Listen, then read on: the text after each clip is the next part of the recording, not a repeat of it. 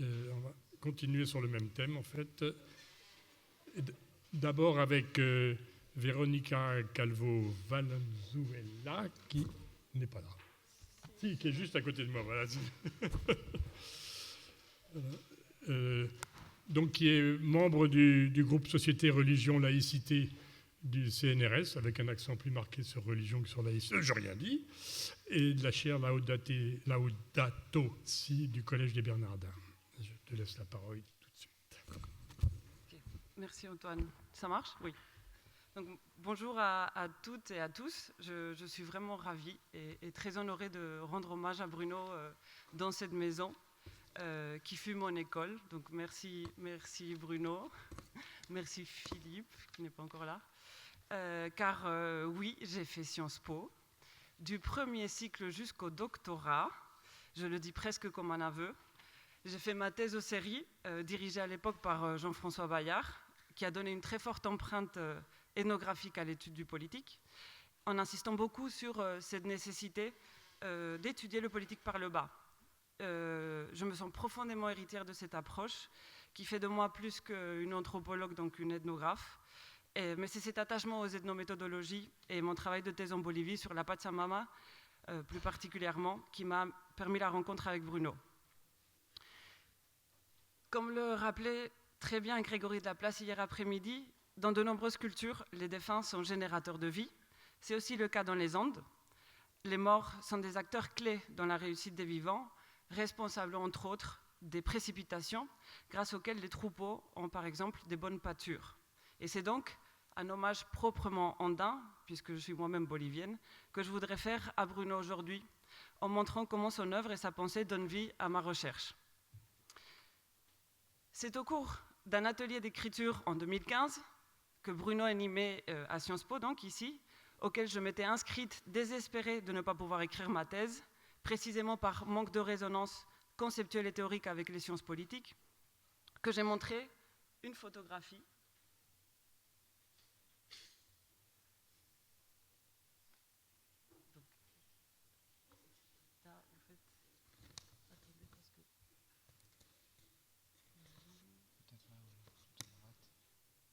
On la voit? Non. Peut-être à droite, là, non? On la voit? Oui? Non? Photo? Michel? Oh, il n'est pas lui.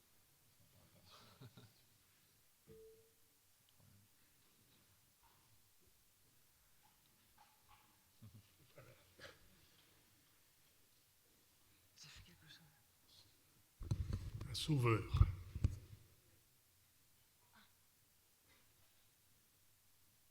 Elle est importante, donc je ne continue pas tant qu'elle n'est pas projetée.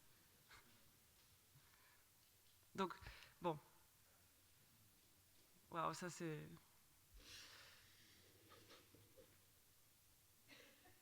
C'est mystérieux.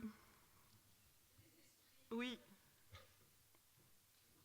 Ça va avoir un effet spectaculaire quand ça va projeter. Bon, j'espère pouvoir la montrer. Ouais, d'accord. Ok. Ah, it looks fit.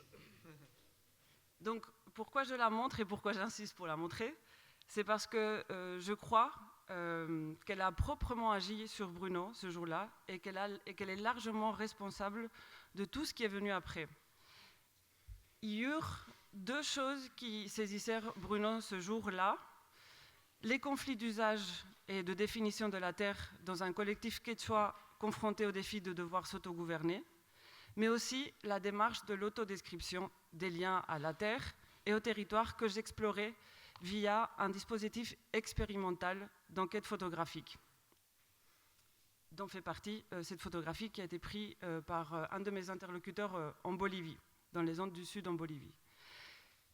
C'est ainsi qu'après la thèse, mais j'y reviendrai, j'ai été embarquée, grâce à Bruno, dans ce qui a été un deuxième terrain de recherche pour moi, que sont les ateliers Où atterrir, que depuis 2021 j'anime et je développe au Collège des Bernardins, et qui ont été initiés par Anne-Sophie Breitwiller et le père Frédéric Louzeau, ici présent.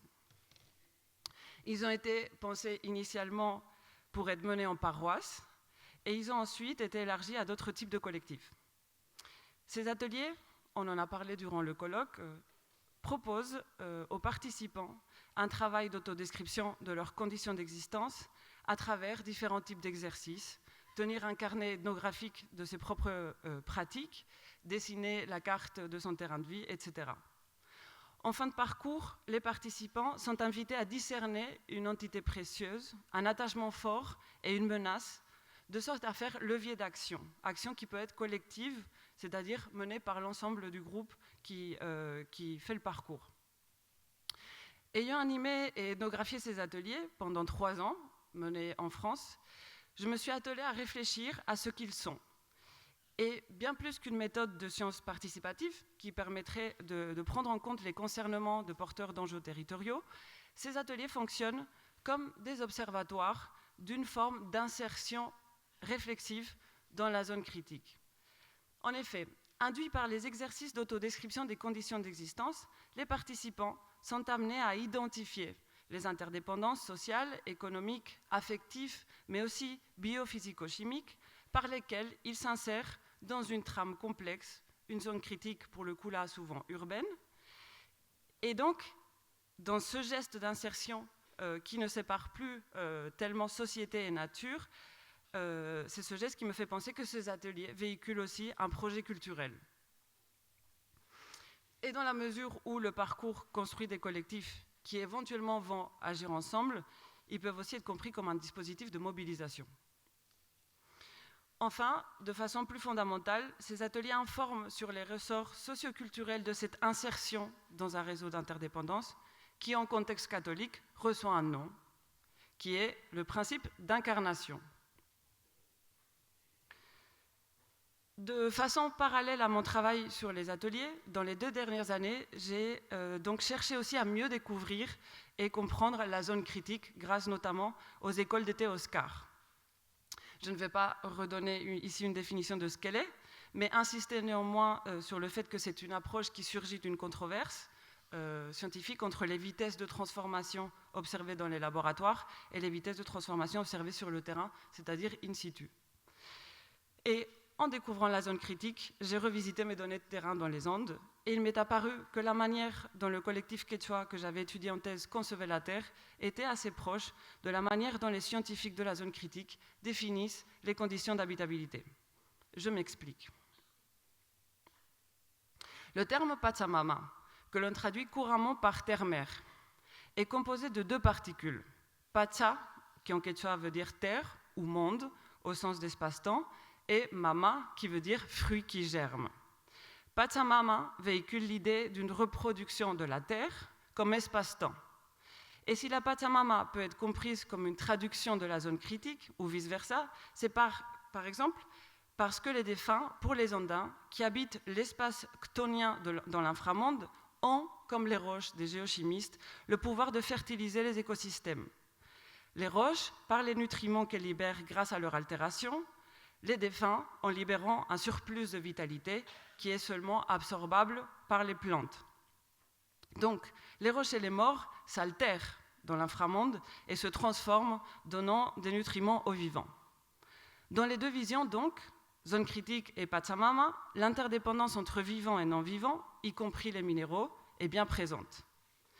Si la Terre habitable en termes biophysico-chimiques et la Terre habitée en termes culturels et économiques sont connectés dans le cas andin, c'est bien grâce à une organisation politique et sociale qui traduit les cinétiques terrestres, le cycle de l'eau ou les cycles de l'eau, comme j'ai appris récemment, les cycles longs donc par le temps, par un temps court, via des pratiques de réciprocité qui engagent des relations entre les montagnes et les humains, comme le montrent des séquences rituelles au cours desquelles les humains offrent de la nourriture aux montagnes et aux morts.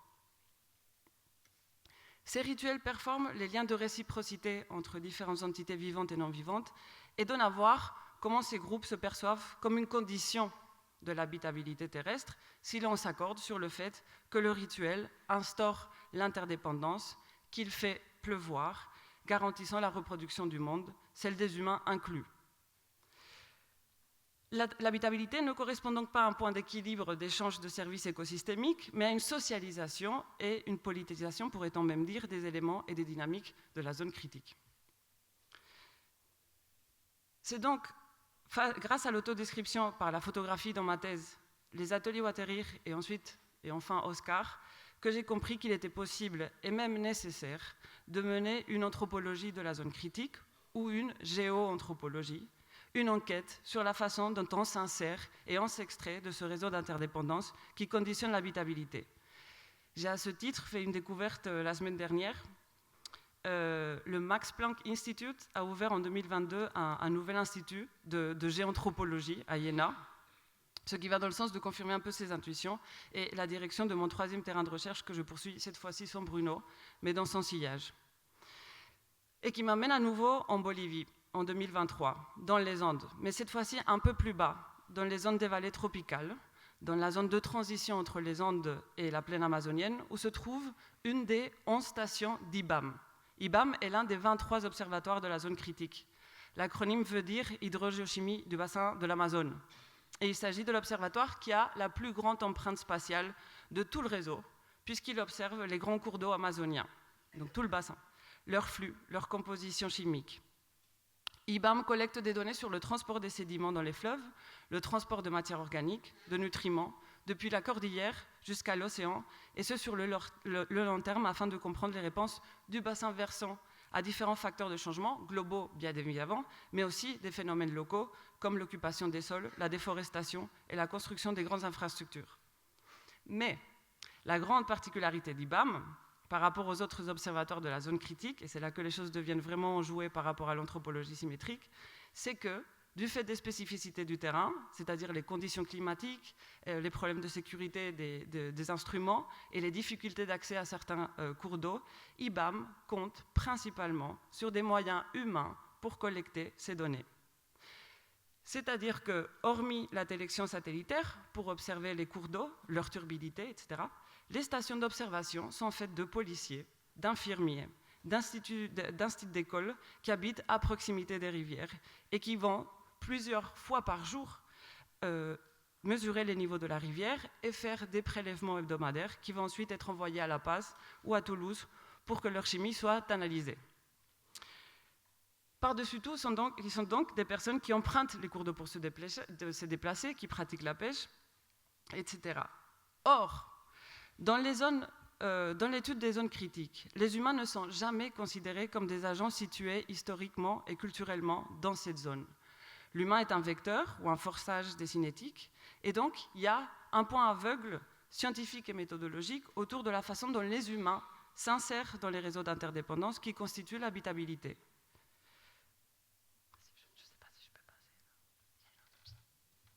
Donc là, je vous montre une slide d'une présentation de IBAM faite par son directeur il y a quelques temps.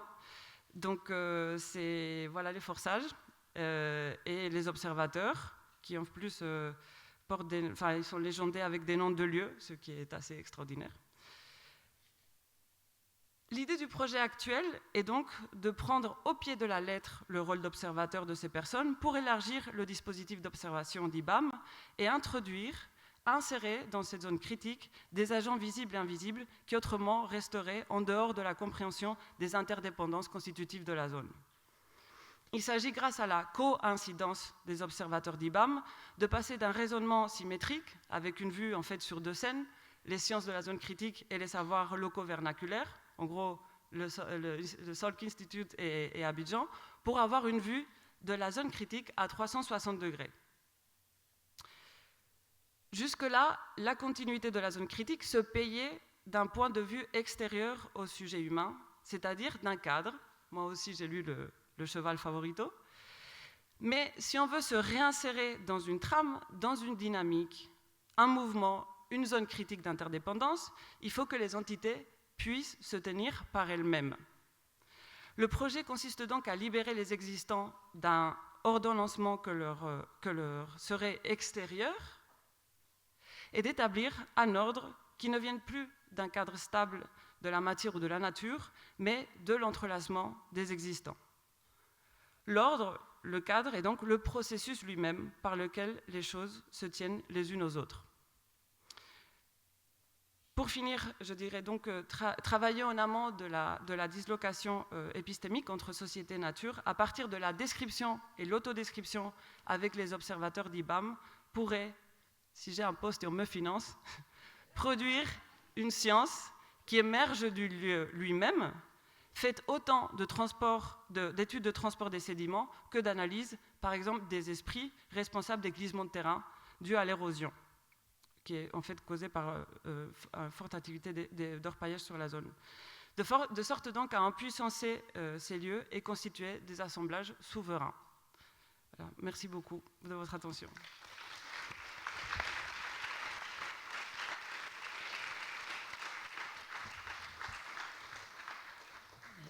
Merci beaucoup Véronica pour ce résumé qui contient aussi des gouffres qu'il va falloir combler là, entre catholicisme et paganisme, entre science moderne qui va chercher partout les petits éléments pour les ramener à Paris et puis production locale de tous les éléments de la science.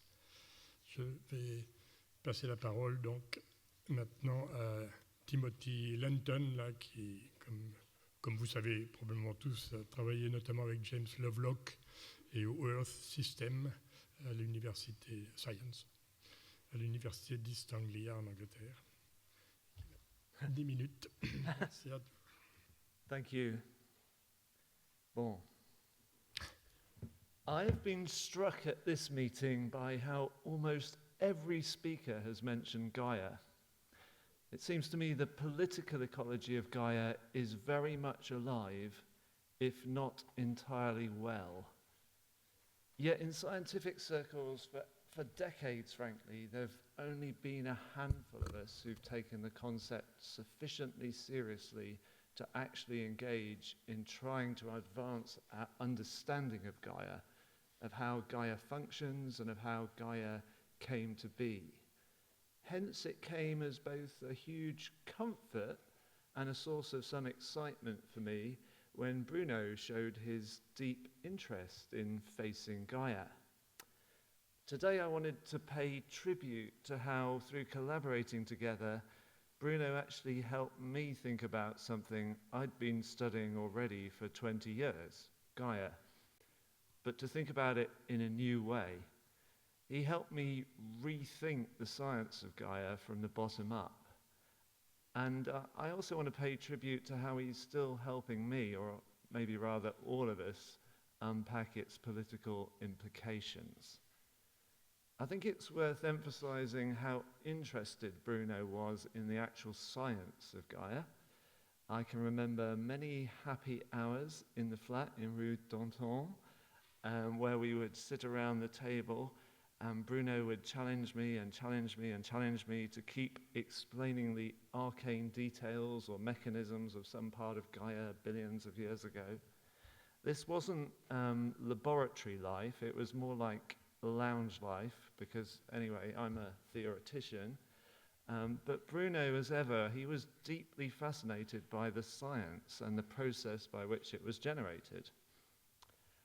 You might question in Sciences Po how important it is to understand the science of Gaia in order to engage in the politics of Gaia.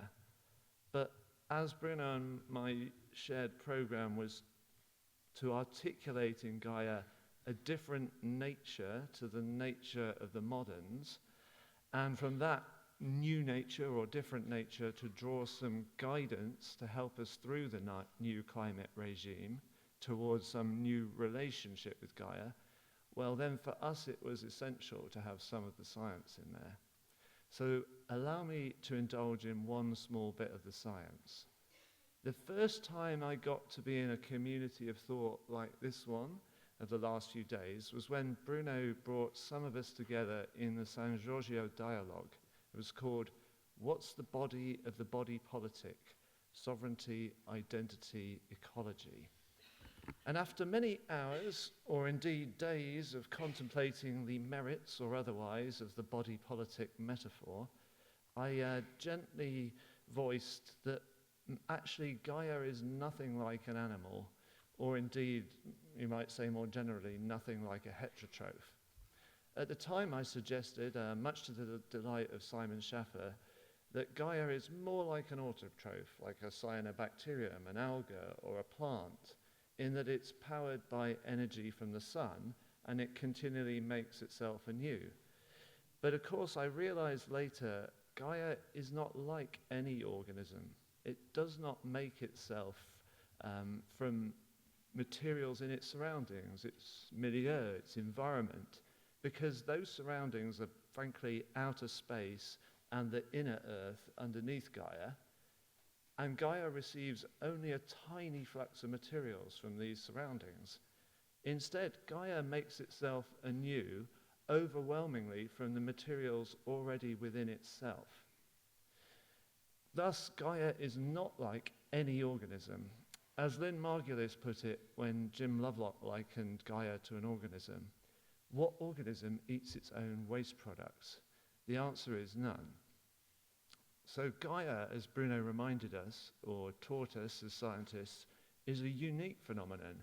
It's a thing of its own kind. And one of its defining features is this most extraordinary internal recycling of all the materials that life, including you and I, need to thrive.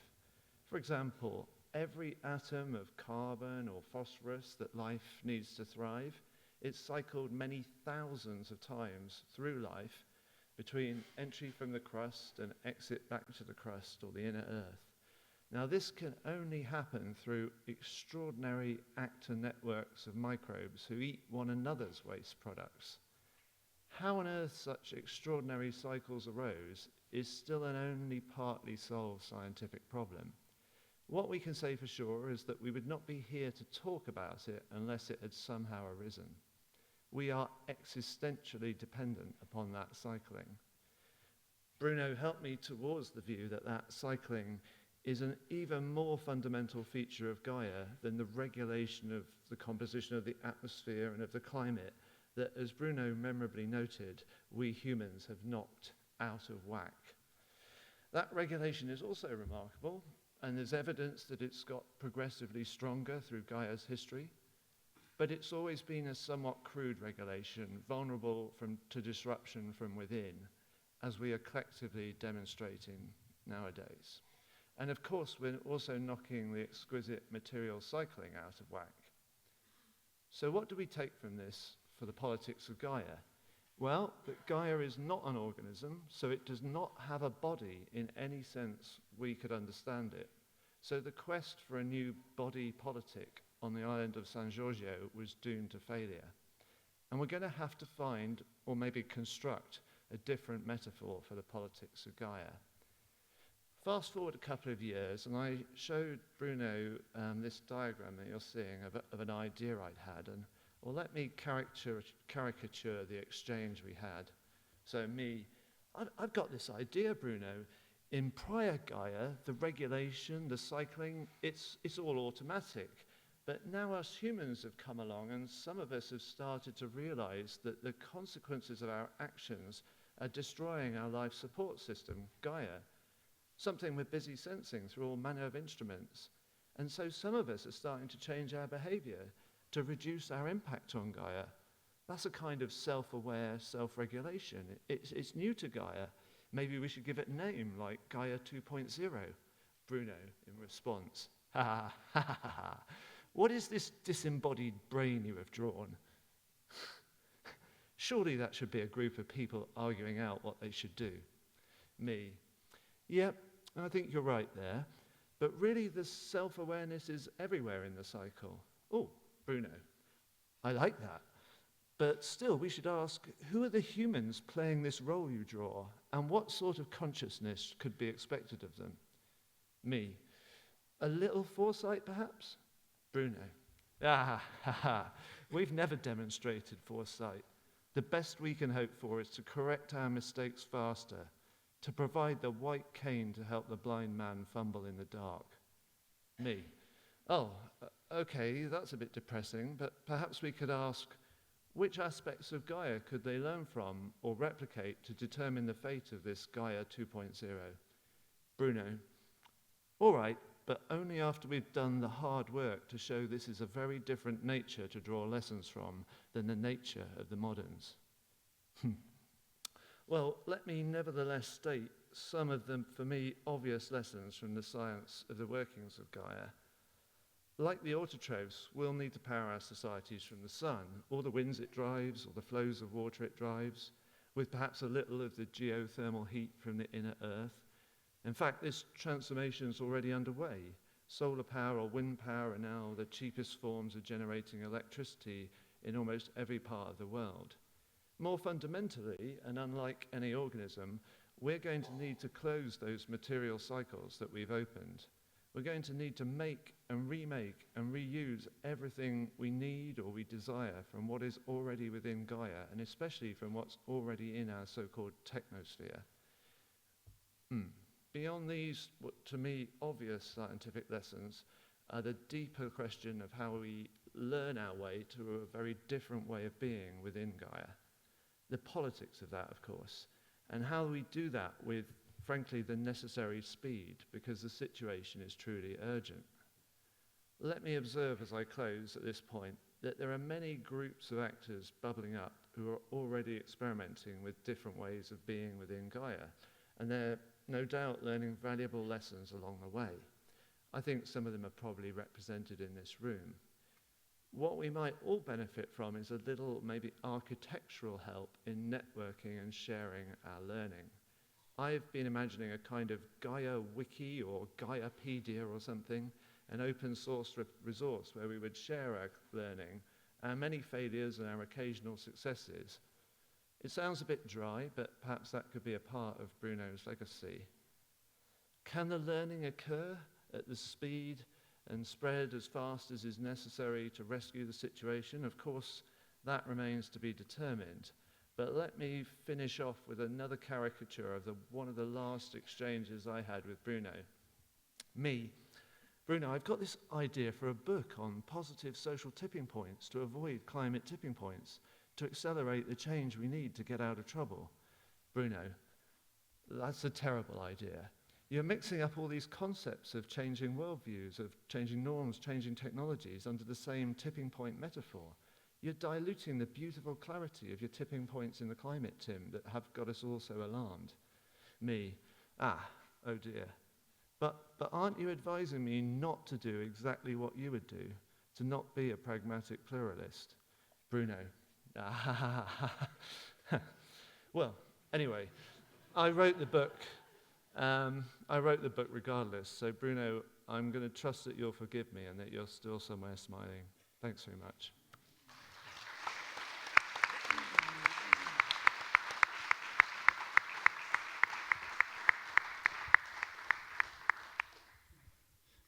Thank you a lot, Timothy, also to let us hear Bruno again, even if maybe he's still there.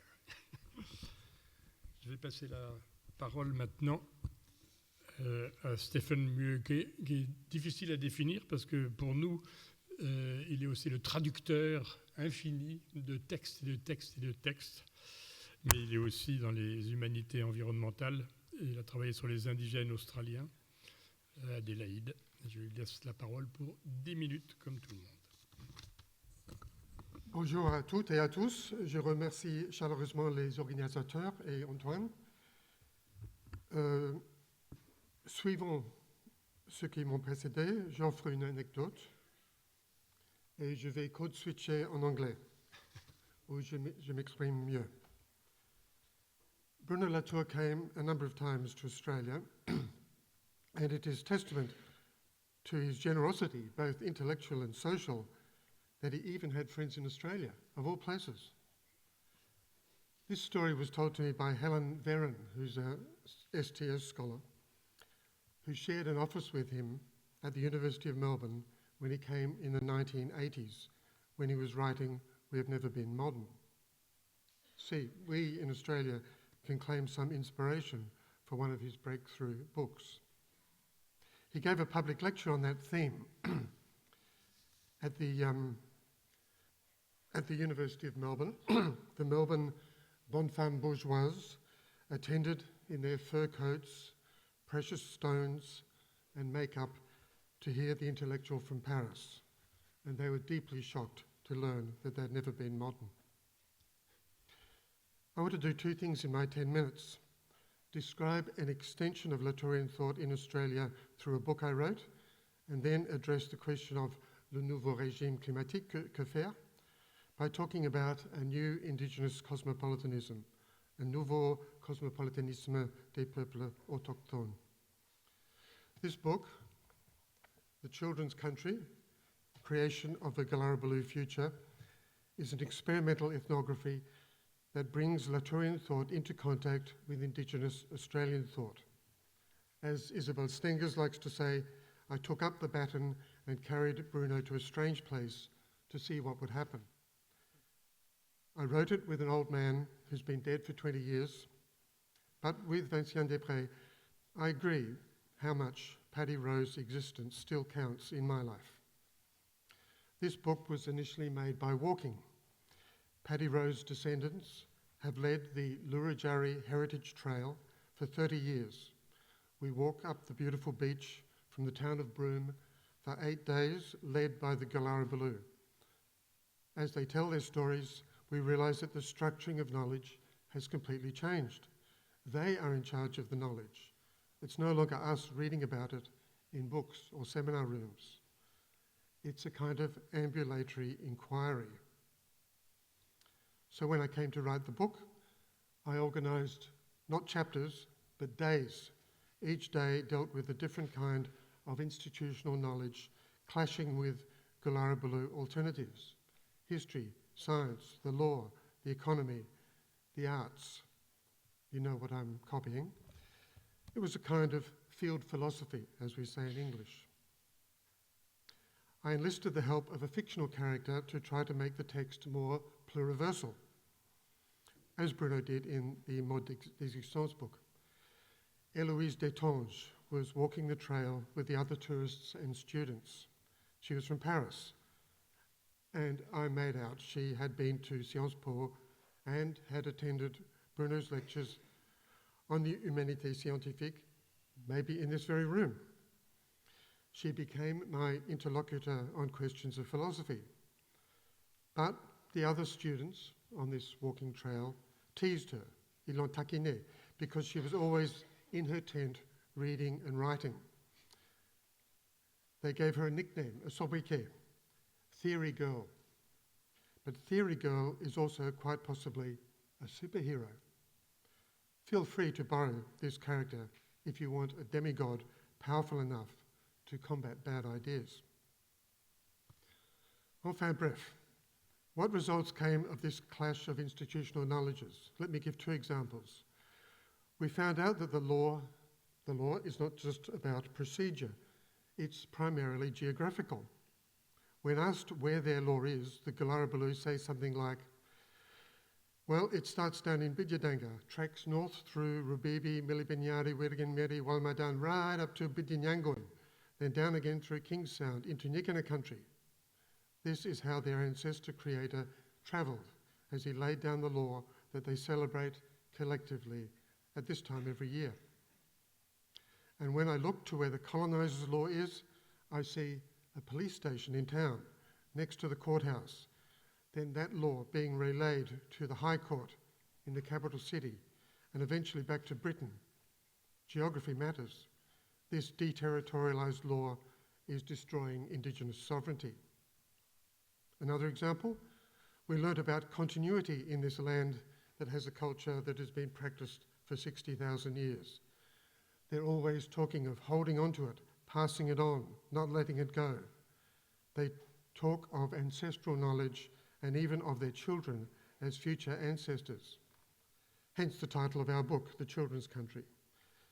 Continuity was one of the things Bruno stressed, continuity via little hiatuses. But this talk of holding on to things led me to think we were dealing with attachments, modes of belonging rather than modes of existence. Existence is a problem for existentialists. So now I scale up in a way to Indigenous cosmopolitanism that Philippe Descola also mentioned. It scales up issues on the ground to planetary level.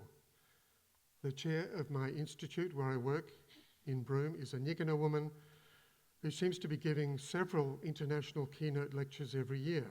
Professor Anne Paulina is a new kind of Indigenous subject, both territorially grounded and cosmopolitan.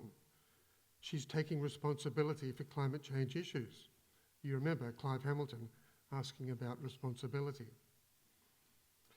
Bruno Latour has used the phrase new climatic regime to capture the broader political context of climate change, rather than seeing it simply in terms of geophysical change.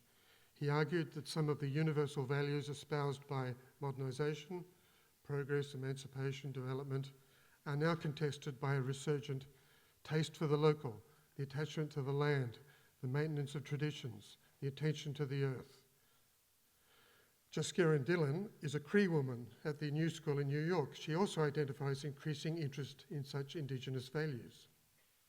I quote her, "Within the mainstream environmental justice movement, the knowledge and social practices of Indigenous communities have sparked considerable attention.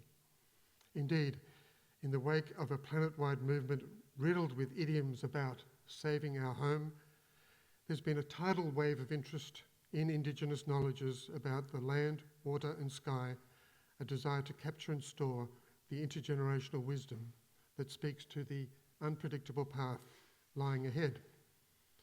I want to argue that the confluence of a number of factors has been conducive to this resurgence, and that both mainstream interest in Indigenous knowledges and the scholarship and activism of Indigenous people themselves are grounds for claiming a new Indigenous cosmopolitanism. It's new in the sense that earlier Indigenous international relations were predicated on the politics of decolonisation and human rights, while more recent Indigenous international collaborations are located in a more multi-species ecological context. This makes these relations less an alliance of different cultures, the First Nations peoples, where differences may be stark, but an alliance of peoples sharing common strategies for caring for the Earth's critical zones.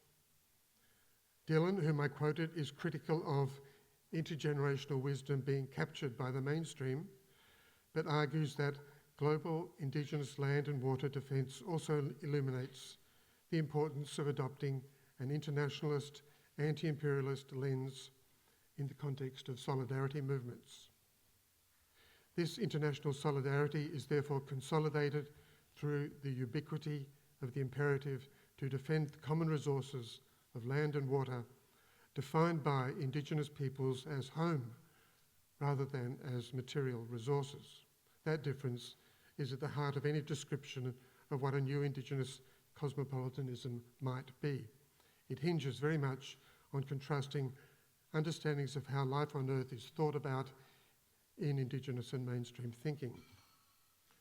So, having claimed a new Indigenous cosmopolitanism, I'm obliged to review some earlier conceptions.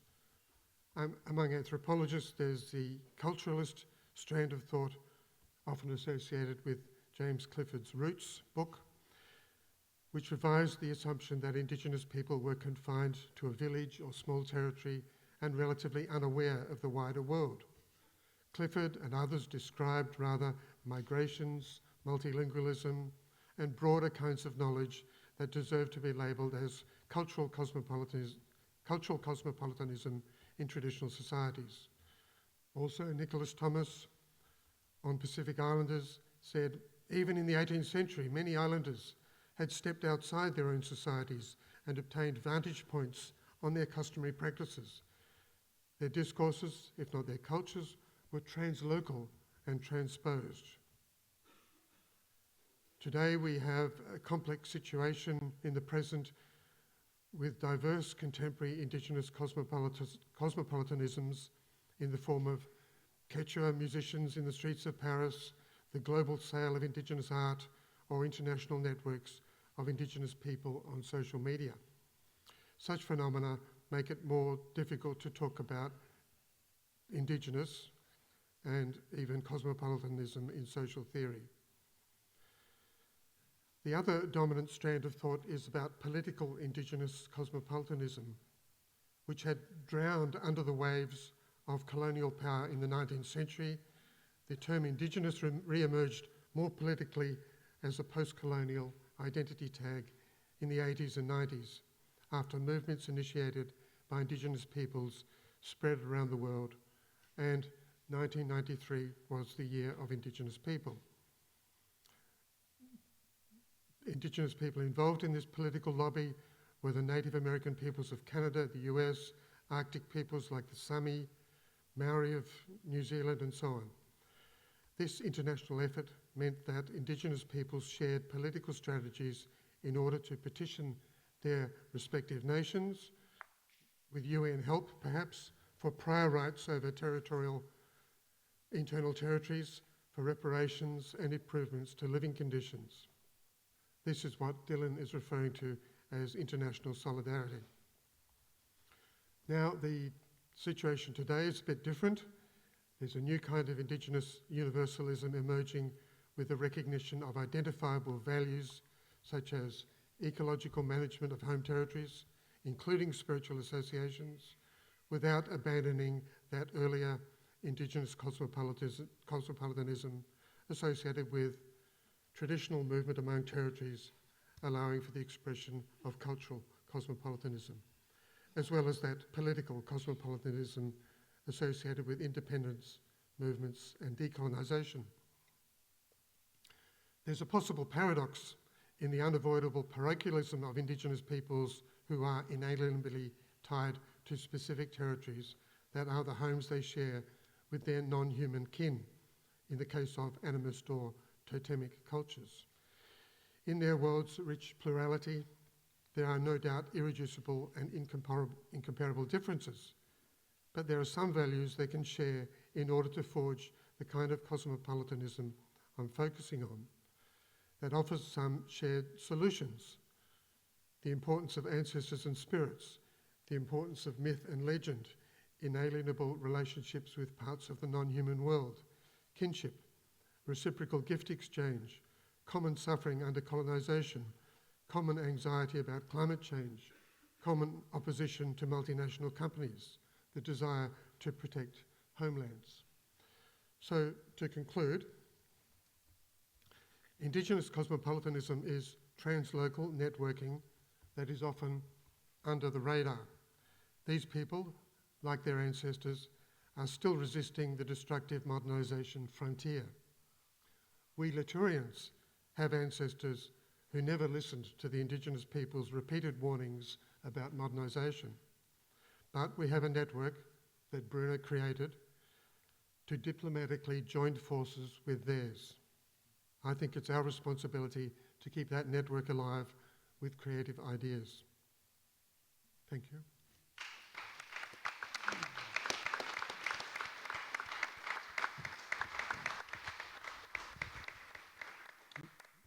Merci beaucoup, Stéphane, notamment pour ce maniement virtuose de l'oxymore, des indigènes cosmopolites, sur le mot conservateur, qui peut aussi bien vouloir dire réactionnaire qu'au contraire celui du musée, celui qui est capable de garder des choses dans les autres mondes que là où ils sont nés.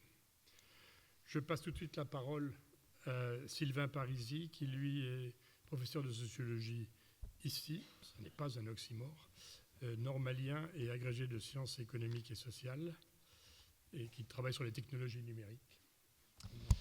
Merci beaucoup, Antoine. Alors, aujourd'hui, je voudrais parler en particulier de l'un des héritages les plus concrets qu'on a ici à Sciences Po, l'un des héritages de Bruno Latour les plus concrets, qui est le Media Lab, laboratoire de recherche, dont on a parlé ici notamment hier avec Frédéric Aitouati, notamment l'école des arts politiques. Donc le Media Lab, c'est vraiment l'un des aspects les plus concrets de l'héritage de Bruno Latour qu'il nous a laissé ici. C'est donc un laboratoire de recherche qu'il a créé à Sciences Po en 2009, avec le concours notamment de Michel et de plein d'autres personnes ici.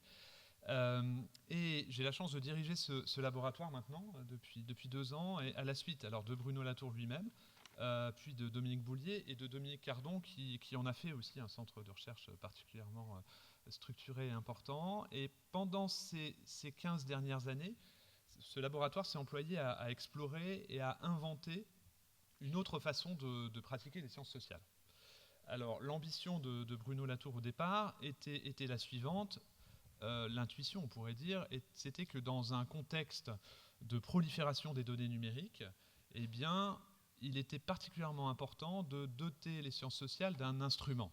Et la métaphore qu'il utilisait à l'époque, c'était le microscope pour les biologistes ou le bateau pour les océanographes, c'est-à-dire un instrument, voilà, défini de manière un peu floue au départ nécessairement, qui donnerait la possibilité de voir le social autrement, de décrire finement les assemblages qui se forment entre les entités par le biais très concret de la collecte, de l'analyse et de la visualisation des données numériques, des traces numériques. Évidemment, dans ces enquêtes plus anciennes de sociologie des sciences et de sociologie des laboratoires, Bruno Latour avait acquis la conviction que les questions épistémologiques étaient évidemment tout à fait indissociables de la façon très concrète dont les scientifiques collectent et gèrent les inscriptions matérielles. Et son idée, c'était que l'entrée dans un monde de données numériques offrait l'occasion de bousculer en fait l'épistémologie des sciences sociales. Et ça passait à l'époque par la constitution, alors au début d'un centre, avant de devenir un véritable laboratoire, un collectif interdisciplinaire, faisant collaborer des ingénieurs de recherche, des chercheurs et des designers, d'une façon qui se voulait la plus souple et la moins hiérarchique, la moins verticale possible. Alors moi, je n'ai pas connu directement cette époque, puisque j'ai rejoint le Media Lab il y a 5 ans, et à l'époque, Bruno Latour était relativement distant, il était en tout cas toujours compagnon de route, mais il n'était pas là quotidiennement, évidemment. La question que je voudrais poser aujourd'hui, et à laquelle je voudrais essayer de répondre aujourd'hui, c'est la question de cet héritage, c'est-à-dire dans les pratiques scientifiques qui sont concrètement les pratiques concrètes de recherche qu'on a au Media Lab, quelle est la trace qu'on peut voir de Bruno Latour, quel est l'héritage qu'on peut voir quotidiennement de lui. Alors, répondre à cette question, c'est pas facile. C'est pas facile pour plusieurs raisons. D'abord parce que Bruno Latour lui-même, évidemment, avait la passion des sciences, la passion des techniques, mais il avait une vision assez lointaine de l'informatique. Hein, donc parfois, ça donnait lieu à des interactions parfois un peu ambiguës ou un peu marquées d'humour aussi par moments. Le fait est que depuis sa création en 2009, donc, le Media Lab a beaucoup changé. D'abord parce qu'il a grossi, il accueille maintenant à peu près une 50aine de membres. Donc c'est quelque chose qui s'est aussi institutionnalisé. Alors c'est resté un collectif interdisciplinaire. On a toujours des chercheurs en sciences sociales, des ingénieurs de recherche et des designers. Ça c'est vraiment quelque chose qu'on a gardé. En même temps, c'est un centre de recherche, ici à Sciences Po, donc il s'est aussi institutionnalisé d'une manière assez forte, c'est-à-dire que nous sommes membres du département de sociologie, on accueille des jeunes chercheuses et jeunes chercheuses qui aussi préparent leur tenure, on a des doctorants, enfin bref, tout un fonctionnement de laboratoire assez concret et assez routinisé aussi. Par ailleurs, et ça de manière plus générale, le contexte de la recherche de sciences sociales appuyée sur les méthodes numériques a beaucoup changé depuis cette époque-là. On a aujourd'hui un domaine tout à fait constitué qu'on appelle les sciences sociales computationnelles, qui est un domaine constitué à l'échelle internationale et qui donne lieu donc à des discussions tout à fait structurées. Les technologies elles-mêmes ont beaucoup changé, comme vous pouvez vous imaginer, avec notamment l'intelligence artificielle, l'essor des plateformes évidemment. Et donc la question n'est pas tout à fait simple pour y répondre.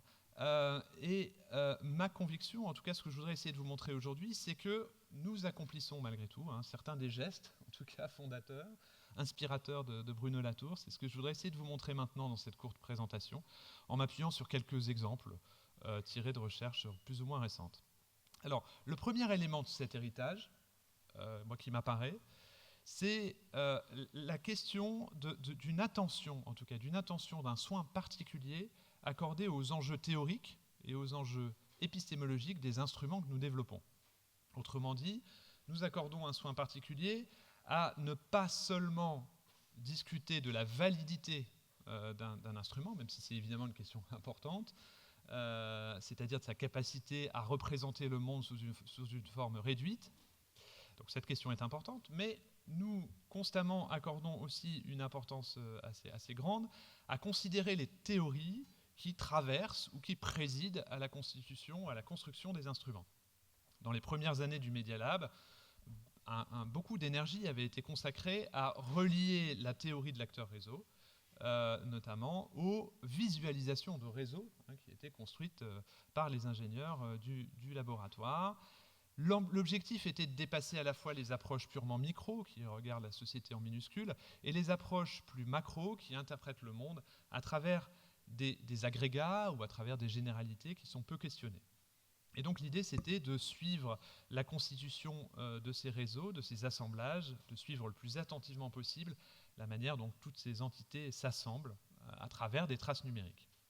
Aujourd'hui, la théorie de l'acteur réseau, elle reste inspirante, mais elle ne guide plus la fabrication de nos instruments au quotidien.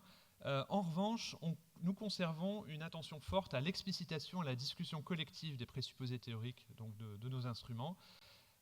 D'une manière systématique, on est toujours, en tout cas extrêmement méfiant à l'égard justement des agrégats définis notamment par les institutions statistiques, et on essaye de faire émerger des catégories de façon différente, de façon plus inductive. Un exemple de ça, c'est la méthode tout à fait computationnelle qui a été élaborée il y a quelques années par Dominique Cardon, Jean-Philippe Cointet, Pedro Ramaciotti Morales, notamment parmi d'autres collègues, cette méthode donc exploitait tout un ensemble de traces numériques des plateformes pour étudier la mobilisation des gilets jaunes. Donc l'idée étant de construire un instrument qui permettrait de positionner les militants, les militantes des gilets jaunes, du mouvement, sur un plan, de l'écrire sur un plan politique. Et à l'époque, on avait une opposition entre des méthodes qui essayaient de demander aux gilets jaunes eux-mêmes comment ils se situaient, évidemment, dans l'échelle gauche-droite ou dans tout un ensemble d'échelles et de dimensions, ce qui est évidemment impropre ou en tout cas extrêmement compliqué, puisque eux-mêmes refusaient ces partages ou ces classements. Une autre façon de faire assez classique, qui était aussi tout aussi inacceptable pour nous, c'était de faire l'herméneutique des prises de position de certains porte-paroles du mouvement pour essayer de voir comment ils pouvaient se positionner ou comment on pouvait les positionner, à partir, encore une fois, d'agrégats relativement classiques. En exploitant les données de réseau, et notamment en fait, des données plutôt d'attitude, de comportement sur les réseaux, à partir, par exemple, de choses comme les URL partagées dans des groupes Facebook, par exemple, ils ont essayé ils ont identifié des positionnements de manière totalement inductive, sans imposer aux acteurs un cadre préétabli dans lequel, de toute façon, ils ne se seraient pas retrouvés. Et donc, c'est ça ce qui nous a permis, notamment, et ce qui a permis à ses collègues de reconstituer l'évolution du mouvement, positionné au départ plutôt à l'extrême droite, ou à la droite plutôt bien marquée, et qui ensuite faisait davantage intervenir de militants de gauche et écologistes. Et donc, d'une certaine manière, ça c'est un élément structurant, c'est-à-dire d'essayer systématiquement, évidemment, de ne pas partir d'agrégats statistiques et d'essayer de saisir des assemblages en train de se constituer. Donc ça, ce premier héritage est plutôt un héritage, on va dire, computationnel, très quantitatif, intégrant, ou en tout cas essayant de collecter et d'analyser des volumes de données numériques assez importantes. Il y a un deuxième héritage, tout aussi vivant, totalement différent, qui renvoie en fait au Bruno Latour, sociologue des sciences, sociologue des laboratoires, sociologue des techniques. C'est-à-dire que parallèlement à la mise au point d'instruments, nous étudions toujours, avec les outils de l'ethnographie, des méthodes plus qualitatives souvent, nous étudions ce que les technologies font aux acteurs, aux collectifs, à la façon dont se forment les collectifs aujourd'hui, dans une tradition vraiment assez classique de sociologie des sciences et des techniques. Nous étudions des dispositifs techniques comme l'intelligence artificielle, les grands modèles de langue, par exemple, dans ce qu'ils font aux façons de faire société. C'est évidemment un héritage majeur qui nourrit nos réflexions épistémologiques lorsque nous explorons et nous essayons de construire de nouveaux instruments. c'est en quelque sorte une forme de corde de rappel, systématiquement, qui nous empêche d'aller vers des épistémologies trop positivistes, ou en tout cas de faire dialoguer parfois des épistémologies plus positivistes avec un regard un peu différent. J'en veux pour preuve simplement l'exemple de l'ethnographie de microcapteurs de pollution, par exemple, qui est un des objets qu'on a pu travailler, de pollution de l'air, que j'ai pu notamment conduire en collaboration avec certains collègues, notamment Jean-Baptiste Garroc du Media Lab. Et nous avons observé comment des collectifs militants se forment en construisant et en élaborant des réseaux de microcapteurs. Et nous avons notamment aussi étudié la façon dont les microcapteurs modifiaient la métrologie officielle, la métrologie de la science réglementaire, autour de cette question un peu qui taraude ces professionnels, c'est-à-dire qu'est-ce qui fait un bon capteur, à quoi reconnaît-on un capteur de qualité. Ici, encore une fois, avec des méthodes tout à fait qualitatives, nous avons montré comment se transforment, comment évoluent les standards métrologiques qui précisent à quelles conditions un capteur produit des données de qualité suffisante ou de suffisamment bonne qualité. On observe notamment les acteurs se débrouiller avec la question suivante. Est-ce qu'on doit considérer qu'un capteur est forcément de mauvaise qualité quand il se trompe systématiquement sur les niveaux de pollution, quand on le compare avec une station officielle? Voilà. Ce n'est pas forcément vrai. Un capteur peut se tromper totalement, tout le temps, pratiquement tout le temps, et pourtant être de qualité quand, par exemple, il a bon sur les pics de pollution, c'est-à-dire qu'en moyenne, il peut être toujours dans l'erreur en comparaison des stations officielles, et pour autant nous indiquer aux individus des pics de pollution de manière pertinente. Alors ces enquêtes qualitatives que nous conduisons sur tout un ensemble de technologies, intelligence artificielle, grand modèle de langue, en ce moment tout particulièrement, évidemment elles tranchent ces approches-là avec les analyses computationnelles appliquées à des volumes de données massives. Nous tenons beaucoup à cette articulation entre les deux, qui permet de conserver une perspective critique sur les instruments que nous construisons. On voit bien ce qu'apporte une telle articulation, une protection contre un objectivisme trop fort, contre la réification des instruments, mais évidemment, comme vous pouvez vous imaginer, elle est extrêmement dure, extrêmement difficile à tenir, cette articulation, notamment parce que les logiques académiques tendent à les tenir éloignés. Les formations des collègues au Media Lab sont très diverses. Certains viennent des mathématiques, de la physique, par exemple. Les espaces de discussion sont parfois éloignés. Alors, ce qui fait que ça tient à peu près, c'est en grande partie lié aux personnes qui constituent, qui sont des chercheurs et qui sont des participants au Media Lab, et aussi au pôle design, qui joue un rôle très très important dans cette organisation, pour essayer de mettre au point des formes d'organisation qui permettent de lutter contre une division trop stricte du travail scientifique. Je voudrais mentionner maintenant un troisième et dernier héritage, très rapidement, qui réside dans une des questions centrales pour nous aujourd'hui, qui est la collaboration entre les sciences sociales et les sciences de l'environnement. Nous accueillons encore une fois des gens qui ont des profils extrêmement différents, qui viennent des sciences environnementales, qui viennent notamment des mathématiques et de l'informatique. Nous organisons des formes d'articulation. Je pense ici, dans cette maison, à quelque chose de très important, qui est l'enseignement. Notamment les parcours, les parcours métis montés par Bruno Latour et par Nicolas Bienvenu, et notamment, qui font intervenir l'Institut de physique du Globe et tout un ensemble de choses très, très, très fécondes, faisant intervenir des chercheurs en sciences sociales, des enseignants et tout un ensemble de chercheurs en sciences de l'environnement, notamment. Je pense aussi à d'autres projets de recherche qui essaient de faire dialoguer par exemple sur les socio-écosystèmes côtiers, qui marient des approches d'observation de l'océan, des techniques comme la génomique environnementale, des imageries pour la biodiversité, et puis avec des formes d'utilisation de données provenant de réseaux sociaux pour les usages. L'idée étant, à partir des traces numériques, à la fois d'engager un dialogue avec les chercheurs en sciences environnementales, mais aussi avec les publics, de les faire dialoguer autour de ces représentations numériques des espaces côtiers.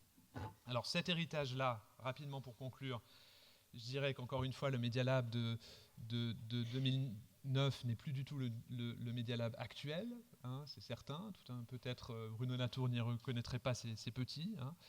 Mais en tout cas, mon argument, c'est de dire qu'il y a tout un ensemble de gestes un peu qui ont impulsé un peu l'élan du Media Lab et qui sont toujours aujourd'hui très, très importants et qu'on essaye de protéger. Merci beaucoup.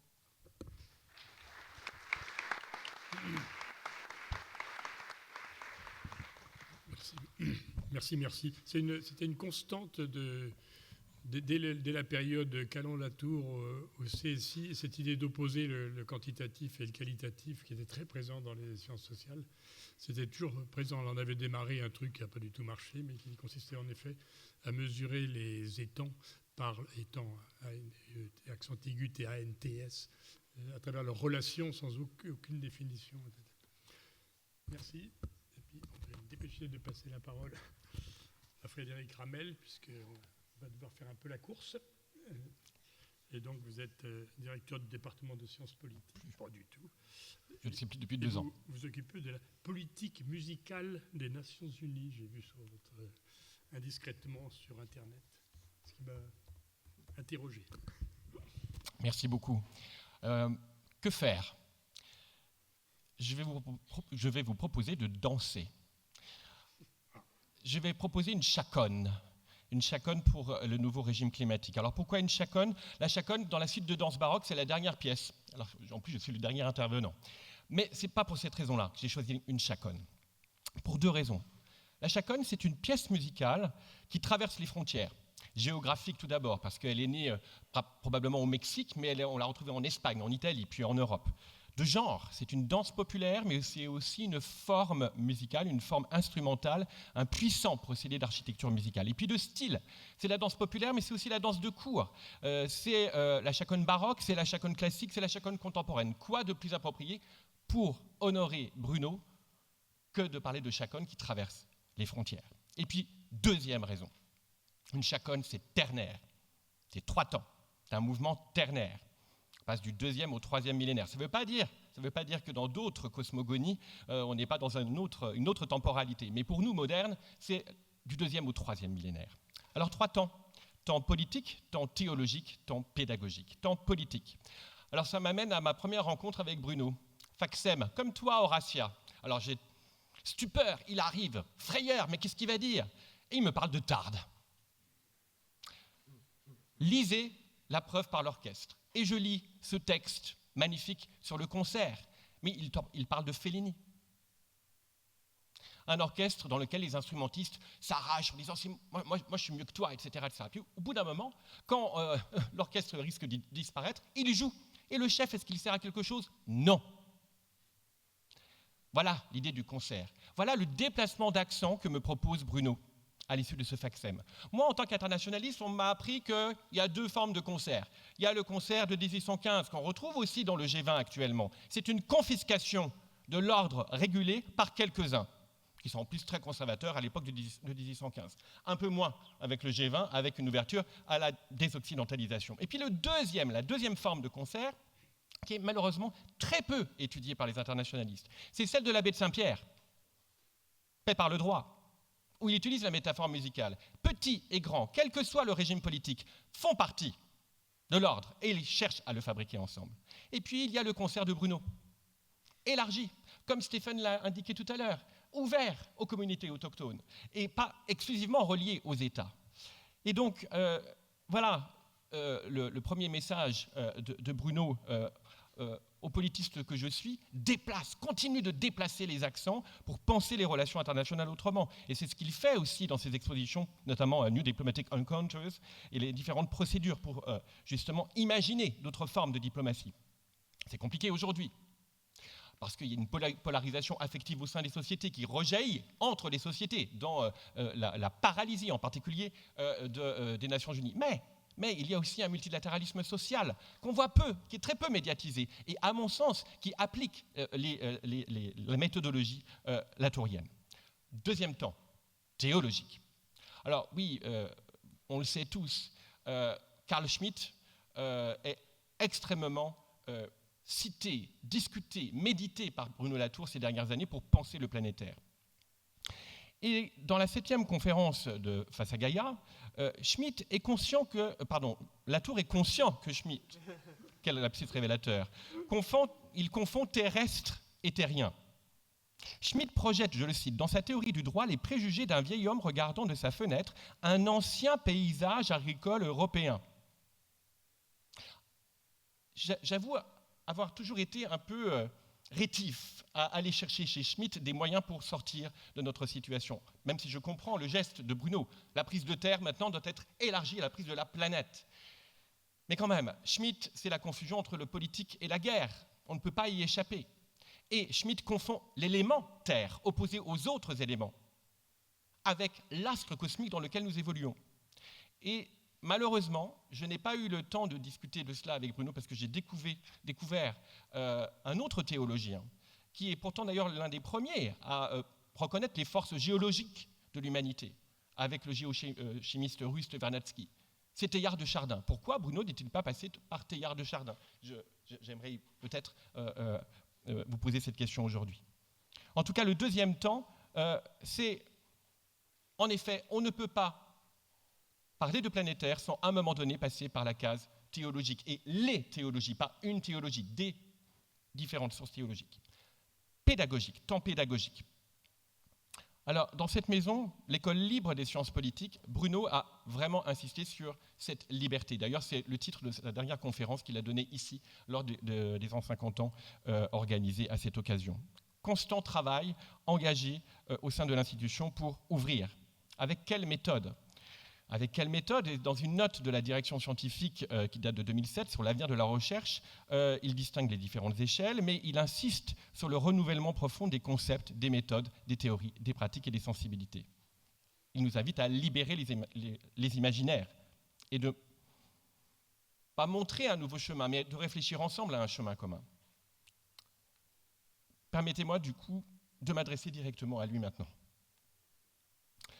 Cher Bruno, l'année de ton grand départ, Julie Gazier, la directrice des presses de Sciences Po, m'a encore demandé avec insistance d'écrire ce fameux manuel d'introduction aux relations internationales dans la collection Avec Sciences Po. Tout un programme. J'ai finalement cédé. Pourquoi ? Dans cette collection, il y a des rubriques sous le signe du lion, un savoir stabilisé, et le renard, un savoir renouvelé. J'ai accepté à la condition d'élargir le bestiaire. Il y aura maintenant un rossignol, afin de prendre en considération l'étude du sensible dans l'espace mondial. Oui, dans l'espace mondial, il y a du sensible. Et une tortue, la patience, la longévité et la conscience du planétaire. Alors oui, je sais, Bruno, le rossignol et la tortue n'ont pas vraiment bonne presse dans la cité, ne sont pas des modèles pour l'action politique. Mais est-ce qu'on peut vraiment naviguer dans l'espace mondial avec comme boussole unique la force et la ruse? Le feu du lion, la terre du renard ne peuvent pas être équilibrés quand même par l'eau de la tortue, l'air du rossignol. Chaque jour, étudiantes et étudiants, enseignantes et enseignants passent sous le porche de Sciences Po, au-dessus duquel trône l'emblème, le lion et le renard, référence implicite à Machiavel, qui en appelait à la virtu des dirigeants. Oui, vous pouvez vous comporter, selon les circonstances, comme un lion, comme un renard. N'est-il pas temps d'élargir le bestiaire et éventuellement de se conduire parfois comme une tortue? En tous les cas, sache que le flûtiste qui vient des Minguettes tente. Merci d'avoir ouvert le chemin. Cette pédagogie, elle a une fonction. Ce temps pédagogique a une ambition, c'est de libérer les imaginaires pour, en effet, susciter d'autres adaptations et habiter le monde. Alors j'ai dit tout à l'heure qu'il y avait deux raisons qui expliquaient le fait que je voulais utiliser la chaconne comme forme musicale. Il y en a en fait une troisième et ça sera mon point d'orgue. Une des caractéristiques de la chaconne, c'est la basse obstinée. C'est-à-dire un motif répétitif tout le long de la pièce, donné par les instruments du continuo. Ça peut être un théorbe, une gambe, un clavecin, un orgue, que sais-je. Et ce motif lui-même est créatif. Il peut lui-même être sujet à évolution. C'est le socle, c'est le terreau pour les instruments du dessus, pour s'épanouir et dire ce qu'ils ont à dire. Alors c'est répétitif, c'est créatif, et ça peut même parfois susciter une forme de transe chamanique, et ça nous invite à considérer que la basse obstinée, c'est ne rien lâcher. Et il y a des œuvres dans l'histoire de la musique qui poussent la forme chaconne à son sommet. Évidemment, on retrouve Bach, puisque la chaconne en ré mineur de la partita pour violoncelle se clôt par cette chaconne. Et Bach, adjoint, recompose lui-même cette pièce après le décès de Maria Barbara, auquel il n'a pas pu assister, puisqu'il découvre son décès 10 jours après être revenu d'un voyage. Et il ajoute 2 chorales. Et dans cette chaconne, il y a un geste à la fois de recueillement et d'espérance. Alors, une chaconne pour le nouveau régime climatique ne pourra probablement pas écarter une énergie qui n'est produite ni par le pétrole, ni par le gaz, ni par le charbon. Je veux parler de la foi. Merci. Une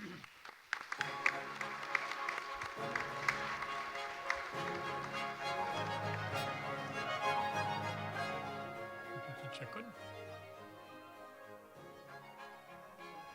Merci beaucoup pour cette intervention aussi musicale qu'animale. On va être un petit peu pressé puisqu'il y a des gens qui doivent partir à 12h30, donc je vais tout de suite passer la parole à qui la veut. Demander à Michel.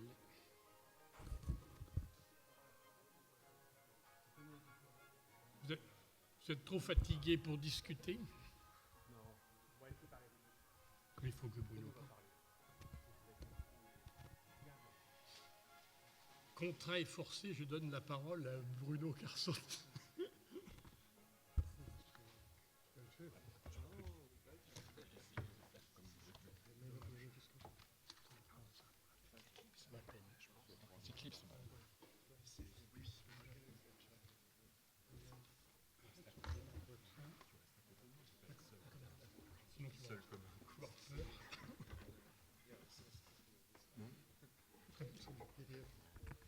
Merci.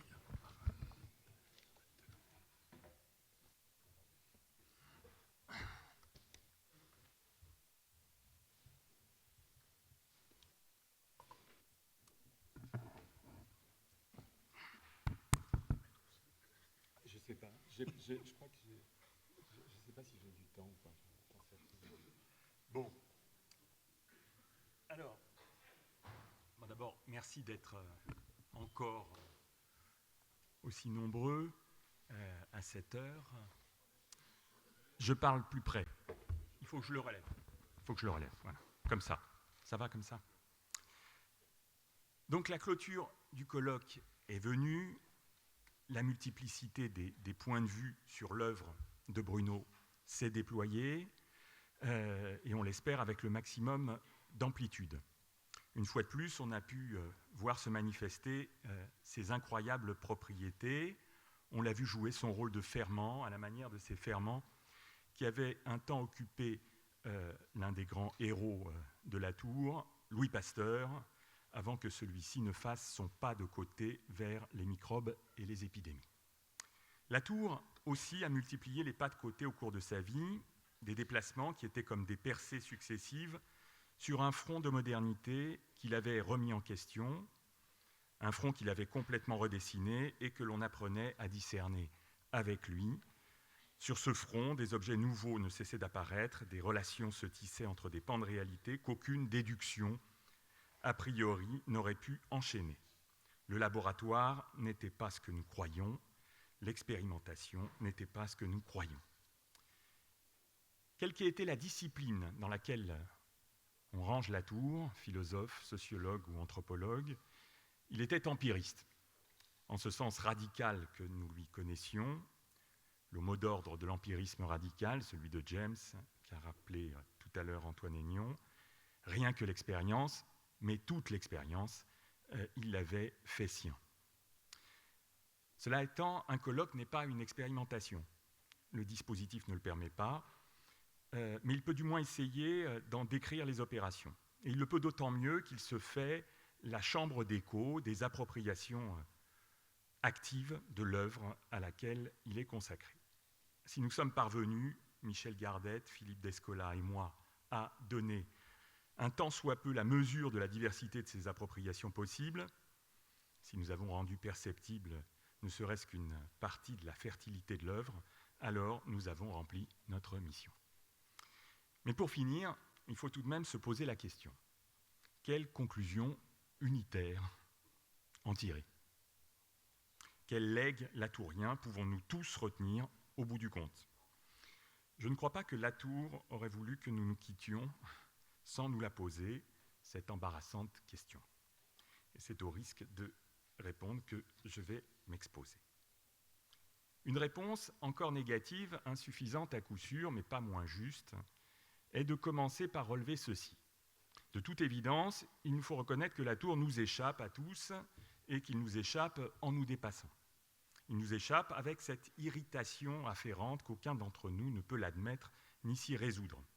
Ce que je veux dire, c'est que plus que n'importe quel autre légateur, il met ses légataires en situation de manque. Manque de la parole vivante par laquelle il nous liait, manque qui a été creusé au plus juste hier soir, je crois, par ceux qui le connaissaient le moins, comme l'a fait Guillaume Lachenal, et cette étrangeté doit sans doute nous servir d'indice. Décidément, communier tout à fait ne nous est plus possible, pas même autour de lui, si on entend seulement par là en mémoire de lui. Alors même que chacun de nous le voudrait, de toutes ses forces, il ne peut prétendre détenir ce qui lui revient au titre de legs authentique qui mériterait d'être à nouveau transmis, muni de ce label. Contrairement au vin du même nom, le Latour d'origine contrôlée n'existe pas. Alors pourquoi l'irritation s'empare-t-elle de nous? De quel sortilège Latour nous a-t-il donc touchés pour que nous soyons, tous autant que nous sommes, dans cette situation?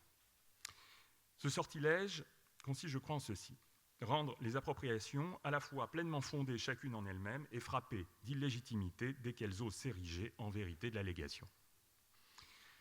Ce qu'elles ne peuvent manquer de faire toutefois, tant l'œuvre les a réellement pénétrées, tant le ferment a puissamment et intérieurement agi dans leur production intellectuelle et dans leur vie. Bref, tant nous sommes tous sincères. Tentons donc un inventaire dans le plus grand désordre, mais qui a trouvé son illustration au cours des derniers jours. Matérialistes anticléricaux et prêtres catholiques, deleuziens d'extrême gauche et fonctionnaires de Bercy, biologistes obsessionnels et métaphysiciens en chambre, sociologues des controverses et climatologues effarés, anthropologues post-structuralistes et artistes expérimentaux. Tous, sans exception, devront, sans jamais communier, croiser perpétuellement les arguments, le faire, en visant en toute sincérité le secret du vrai Latour. Au vu de ce que Latour a dévoilé comme notre enjeu commun, hisser la connaissance, l'art, la religion et la politique à la hauteur de l'urgence la plus manifeste, celle de la crise inouïe qui nous enjoint d'agir et de penser de manière nouvelle, on peut être assuré que ces passes d'armes, ces débats, n'en sont qu'à leur début. Tout ce qu'on prédit, c'est que ce seront des passes d'armes latouriennes. Et il n'y a là rien à regretter, puisque des discussions auxquelles nous nous livrons dépend l'autre grand combat, le conflit actuel qui dépasse de loin nos escarmouches. Le combat qui nous oppose massivement et en bloc cette fois, soudés les uns aux autres dans nos disparités, à tous ceux pour qui le plus urgent, c'est d'attendre. Ceux qui s'échinent à construire tous les murs possibles, à opérer toutes les déconnexions à portée de main pour que chaque classe, chaque société nationale, chaque groupe d'intérêt, chaque État se replie sur soi et se repaisse de lui-même comme il jouit de sa propriété terrestre. Je voudrais finir sur cette fièvre combative qui est sans doute le plus petit dénominateur commun des discours et des prises de position auxquelles nous avons assisté, socle que nous avons mis en acte et qui nous plonge dans le paradoxe que je soulignais, celui d'être les légataires, tous également légitimes, d'une œuvre tout à fait inappropriable. Pour y voir plus clair, je voudrais rapporter cette fièvre à Latour lui-même, telle qu'elle s'est manifestée de manière solennelle et admirablement contrôlée en ce lieu même où nous nous tenons. C'est un souvenir plutôt pénible. Il a été évoqué plusieurs fois dans ce colloque, Et comme il n'est pas sans beauté, et même sans héroïsme, comme de plus il exprime, faute d'une coïncidence des temps, une coïncidence des lieux, il m'importe de le faire revivre. Je reviens sur ce jour pluvieux du 16 septembre 2022, peu de temps avant son entrée à l'hôpital, où Latour a prononcé, debout, devant une assistance clairsemée, son discours en l'honneur du 150e anniversaire de Sciences Po. La maladie le dévorait et les conditions étaient telles, il me l'avait confié le lendemain, qu'il avait le sentiment de ne pas avoir été entendu ce jour-là comme il l'aurait voulu. C'était sans doute moins vrai qu'il ne l'a cru, mais l'impression était bien là. Elle l'attrista tout particulièrement compte tenu de ce qu'il avait voulu faire passer dans ce discours. Pas simplement l'hommage à une institution qu'il a incontestablement aimée, mais la transmission d'une urgence en même temps que le viatique scientifique et pédagogique nécessaire pour y faire face. Latour était, on le sait, un maître inégalé des discours institutionnels qui n'en sont pas. Il subvertissait avec délice les lois du genre, en les poussant jusqu'au point où les deux ingrédients du formalisme et de la solennité se séparent. Il le faisait pour la même raison qu'il avait, comme on l'a rappelé au début de ce colloque, un sens non institutionnel de ce que seule l'institution peut créer. Exploiter les ressources de la solennité en s'élevant au-delà des formes pour que s'enclenche un autre temps que celui que l'on subit. Et l'institution, c'est avant tout cela, un autre temps. Un temps qui serait préparé par d'autres sciences, d'autres chercheurs, d'autres enseignants et d'autres acteurs sociaux, telle fut sa dernière prouesse. Alors je vais essayer de de la faire résonner une seconde fois. Tout commence dans ce discours comme une hagiographie. La guerre dont est née Sciences Po, dans le récit subjectif-objectif du professeur des années 2020, fut la guerre franco-prussienne de 1870. C'était une guerre européenne, pas encore mondiale, mais déjà de grande ampleur, dans laquelle étaient engagées les deux formes politiques concurrentes des empires et des États. Surtout, la défaite du côté français exigeait que le lien entre savoir et politique soit complètement redéfini. Désormais, pensait-on, on ne se satisferait plus de ces reliquats de sciences camérales, de diplomatie et de conseils aux princes qui avaient jusque-là suffi. Le pays était en retard sur la synthèse réalisée de l'autre côté du Rhin par Bismarck, et le retard ne serait rattrapé que si un saut était accompli, c'est-à-dire si quelque chose d'inédit, de non mimétique, de contre-universitaire, si l'université moderne a bien son modèle en Allemagne, était accompli, quelque chose comme une école libre. Que veut dire libre dans école libre ? Demande naïvement Latour. D'un coup d'œil, il répond « Libre veut dire non contraint politiquement ». La liberté est du côté de la science et elle y est tout entière. Je crois qu'au soir de sa vie, c'est ce motif puissant, celui qu'il avait saisi dès sa prime jeunesse et avait décidé de sa vocation parmi d'autres possibilités d'existence, qui a ressurgi à son esprit. La liberté la plus pure est du côté de la science. En tant que, à la différence de la politique, qui ne s'instancie que pour agir sur, la science n'existe qu'à faire exister autrement la société dont elle est la science. Dit simplement, la politique tend toujours à être et à se penser comme autre chose que la société, tandis que la science, telle qu'elle se pratique, ne le fait, à la vérité, jamais. Précisons bien, telle qu'elle se pratique. Le jugement vaut pour la science telle qu'elle se fait effectivement, c'est-à-dire, pour reprendre ce mot originel de l'œuvre, dont les prolongements devaient s'étendre bien au-delà de ce qu'on pouvait pressentir, en laboratoire. Qu'est-ce qu'un laboratoire, sinon le lieu du labeur savant ? Là encore, c'est Pasteur qui en a fourni la clé.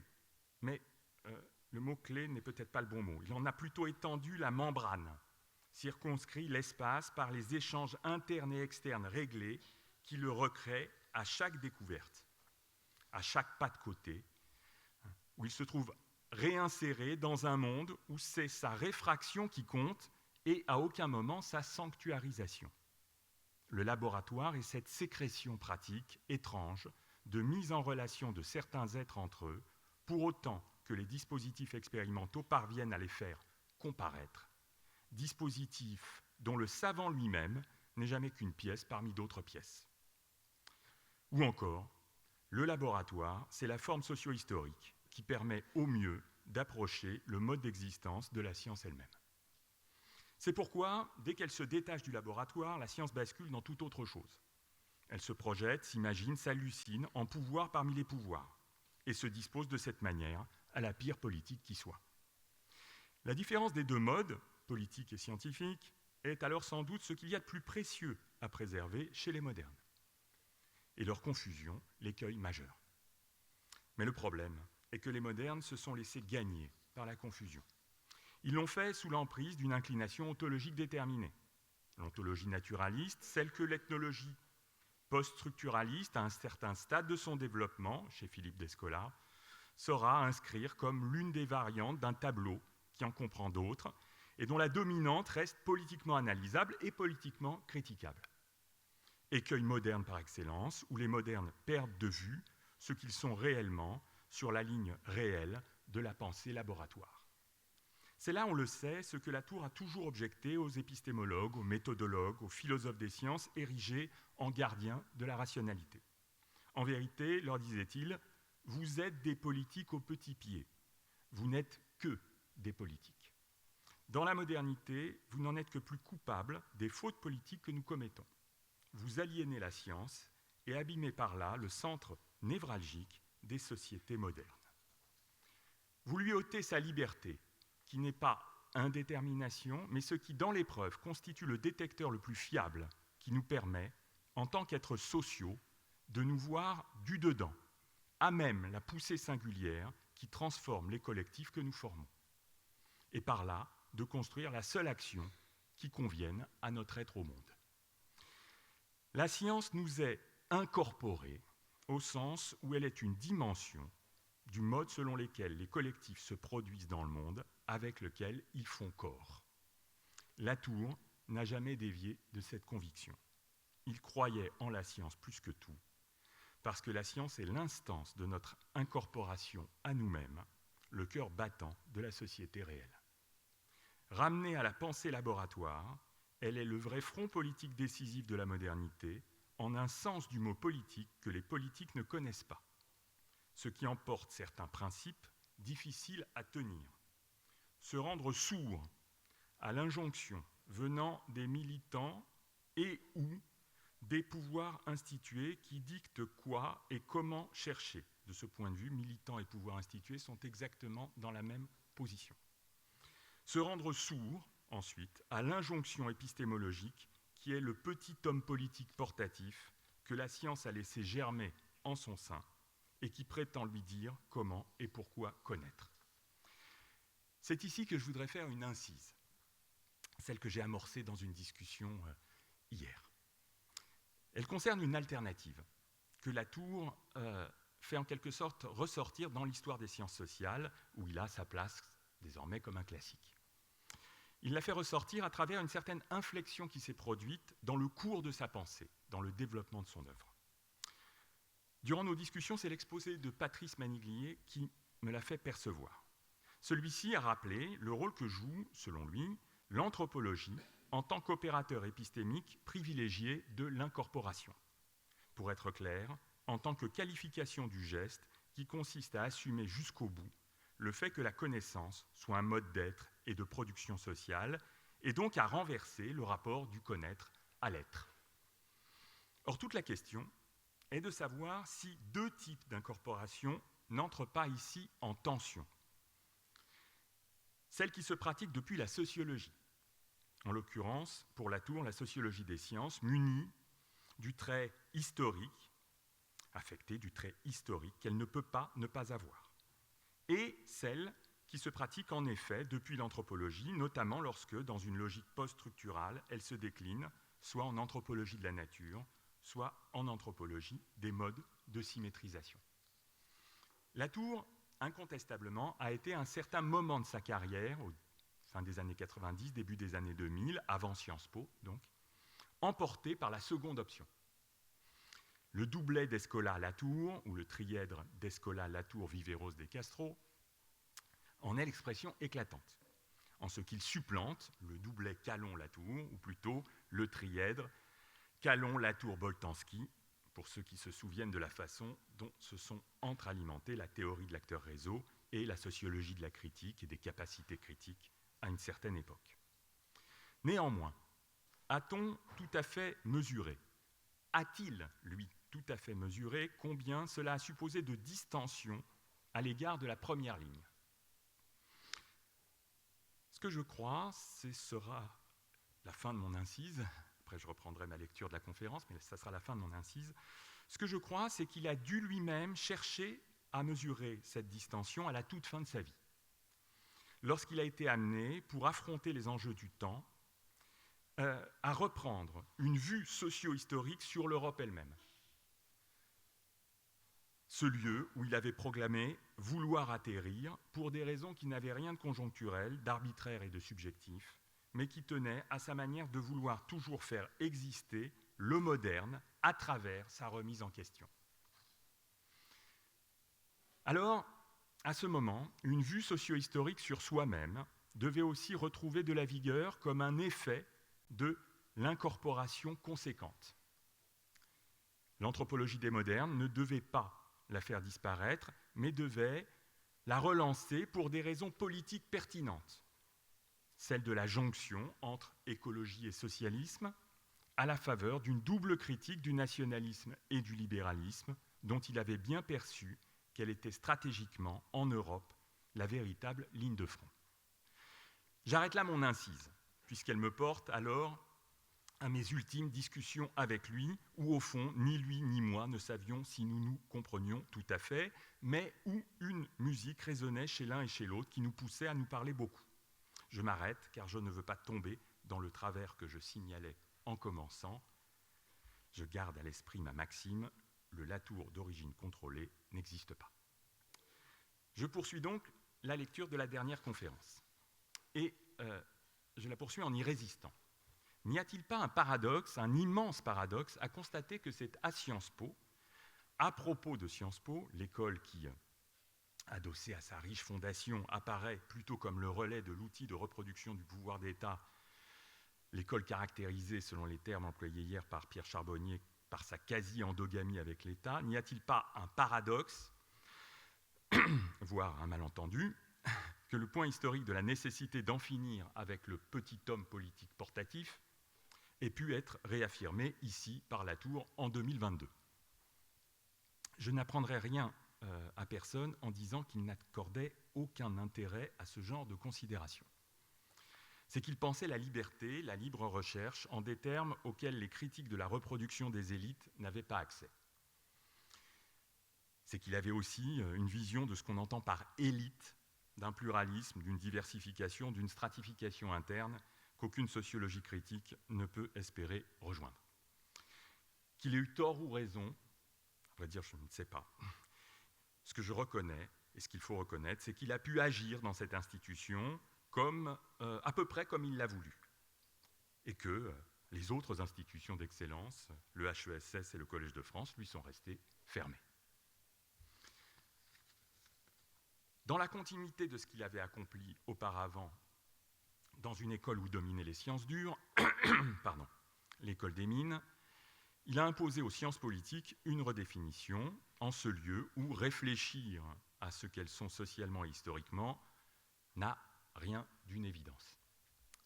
Ce qu'il fit une fois de plus dans ce dernier discours en se mettant dans les pas d'Émile Boutmy, le père de l'institution, ou plutôt c'est ce qu'il fit en inventant ce couple de personnages conceptuels, Pasteur et Boutmy, contemporains non coordonnés, pris tous deux dans une sortie de guerre, et qui parvenaient à articuler exemplairement ces deux carrières à lui. Le montage de Boutmy est célébré par Latour tout à fait solennellement. Conforme au siècle où il intervenait, ce montage liait les professionnels des affaires gouvernementales et les spécialistes de sciences sociales et historiques, qui étaient alors ces spécialistes, enfin cette science sociale et historique en pleine refondation, mais pas à Sciences Po, pour fabriquer un nouvel organe de formation théorico-pratique dévolu à la politique telle qu'elle n'existait pas encore et dont la défaite française de 1870 avait fait éclater l'inacceptable absence.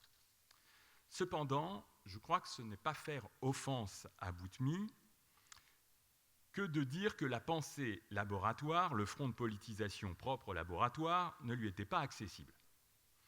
Sa liberté n'allait pas jusque-là, et nulle stature analogue à celle de Pasteur ne s'est imposée dans les sciences politiques elles-mêmes.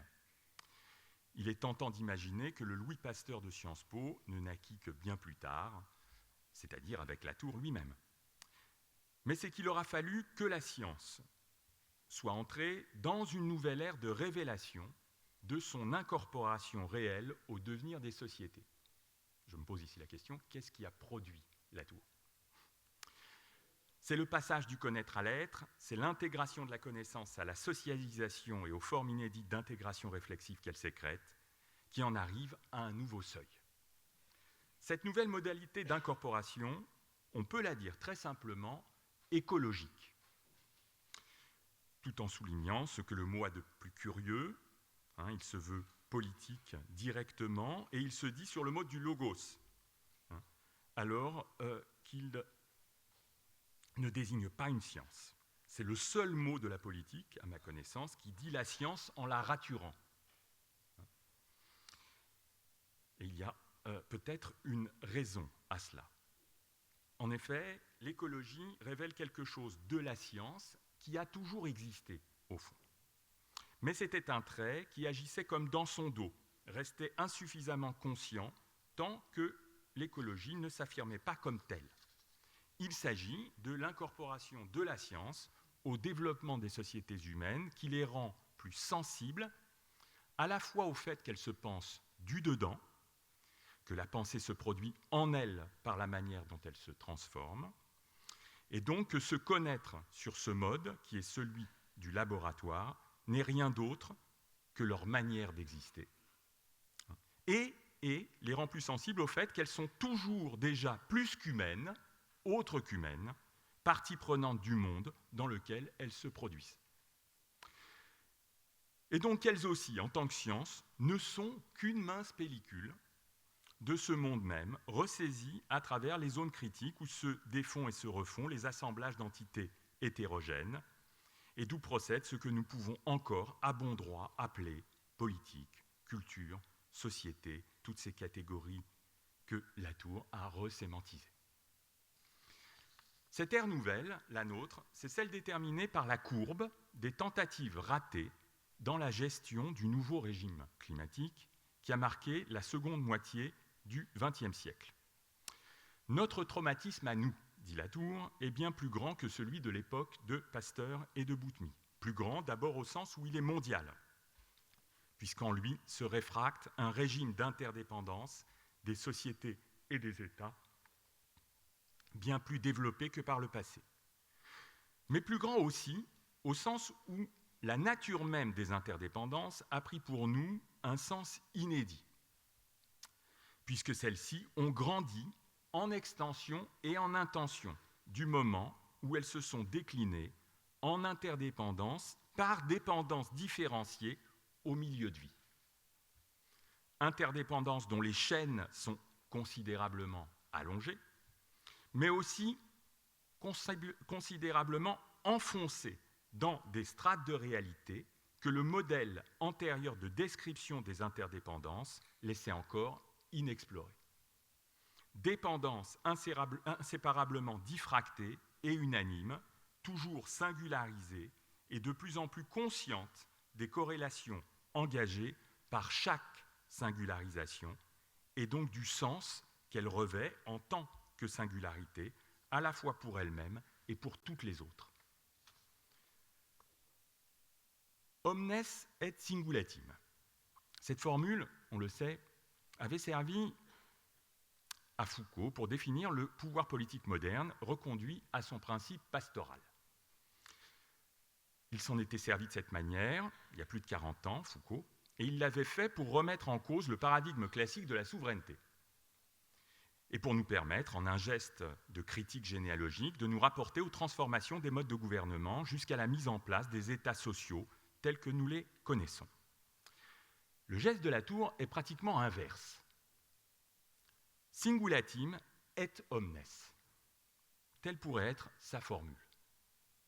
Car il s'agit pour lui de définir non pas le pouvoir moderne, question étroitement politique, bassement politique, qui lui a toujours paru superficielle, mais la science politique moderne, refondée en régime de crise écologique. Du singulier au tout, de la singularité vécue des dépendances et des interdépendances, au tout différencié que forment ensemble les sociétés politiques à l'échelle mondiale, c'est ainsi que s'énonce la nouvelle politique orientée par la nouvelle science. Bref, c'est un nouveau holisme, forgé depuis le singulier, parce qu'il sait toujours déjà, ce singulier, retotalisé dans son grain le plus fin, que nous devons viser. Un holisme dans l'horizon de Gaïa, cette figure de la Terre recomposée à partir de ses couches affectées par l'action humaine et érigée en double opérateur de différenciation et de totalisation, dont les souffrances et les colères nous enjoignent chaque jour un peu plus de devenir autrement modernes. À partir de là, on discerne ce que pourrait être l'architecture d'une école vraiment libre de sciences politiques, qui serait le socle de politiques publiques conduites par des agents compétents, et donc d'états sociaux et d'instances supranationales qui viendraient s'aligner sur le niveau de dépendance et d'interdépendance correspondant réellement à notre existence actuelle. En quelques traits de plume, Latour en a dressé le portrait. Pour cela, il a mis une dernière fois sur le métier le paradigme de la pensée laboratoire dont il était le découvreur. Ou du moins, il en a fixé les coordonnées de façon suffisamment précise pour que, avant de nous quitter, nous puissions le résumer. En premier lieu, on trouve la constellation disciplinaire recentrée autour de ce qu'il appelait les sciences terrestres. Non pas les sciences naturelles au sens large, et surtout pas les sciences de la nature en un sens indéterminé et crypto-naturaliste, mais un noyau bien déterminé de disciplines directement en rapport avec les problèmes sociaux et politiques nouveaux que la crise fait émerger. Ce noyau dur est constitué par la biochimie, la physique atmosphérique et la géographie physique. Or, il ne faut pas s'y méprendre. Par là, il s'agit de prendre acte du fait que dans l'approfondissement requis par les sciences politiques traditionnelles dans le cadre du nouveau régime climatique, des imprégnations savantes doivent forcément se produire à un degré qui est sans commune mesure avec ce qu'on connaissait auparavant. Il ne s'agit donc pas du tout de rejouer la querelle des méthodes du début du XXe siècle. Le droit, l'économie, l'histoire, l'anthropologie, la sociologie ne sont pas subordonnées aux sciences terrestres, mais elles sont appelées à reprendre sur le mode terrestre ou sous-exposant terrestre leurs analyses propres. Mouvement d'autant plus inévitable que l'enseignement des sciences politiques a cet avantage dans l'école dite libre de faire interagir savants et professionnels au sein de la formation et par là d'incliner à ces échanges de compétences déjà à l'œuvre en pratique qui s'attestent dans la façon dont les problèmes sociaux et politiques se posent à l'état pratique. Mais il faut insister. Que veut dire exactement sous-exposant terrestre ? Lorsqu'on pose cette question, on voit qu'on est directement reconduit à ce que j'appelais l'alternative épistémique quant au mode d'incorporation des sciences aux sociétés dont elles sont les sciences. Anthropologiques ou socio-historiques. Les deux pôles ressurgissent et je ne trancherai pas, comme je ne trancherai pas sur la question de savoir s'il s'agit vraiment de trancher, même si, pour ma part, j'ai tranché. Je pense que la question, toutefois, est au cœur du legs latourien et de l'embarras politique de ses légataires. Et cette question se réfléchit et même s'accentue quand on la porte à un autre niveau, celui de l'architecture de ce qu'on entend par agent du savoir, expert et professionnel, dont on sent bien qu'elle doit elle aussi, cette question, subir un profond changement. C'est là l'hypothèse la plus audacieuse formulée in fine par Latour dans cette conférence très solennelle. Pousser les transformations de la pensée laboratoire mise en acte jusqu'aux exigences du nouveau régime climatique, passer la ligne révolutionnaire qui fait que l'ancien régime serait vraiment derrière nous et l'ère nouvelle ouverte, et aborder avec force et confiance, c'est accomplir un pas décisif dans le mouvement de démocratisation des processus de connaissance. Au fond, c'est là-dessus qu'il termine. Démocratisation des processus de connaissance. Je ne sais pas si les auditeurs du discours du 16 septembre 2022 l'ont entièrement réalisé. Ce que proposait Latour en conclusion constituait sur ce plan ultime un véritable renversement. Sous couvert de marcher dans les pas de Boutmy, Latour se projetait et projetait la nouvelle école libre de sciences politiques avec lui, dans une toute autre dimension. Son rêve était-il réaliste? Comme tout rêve, sans doute pas. Ce que je crois toutefois, c'est qu'il témoignait, sous sa forme onirique même, utopique on dirait, d'une tendance irrésistible de la politique moderne, dès lors que la question s'impose de saisir d'un seul et même tenant les problèmes sociaux et environnementaux.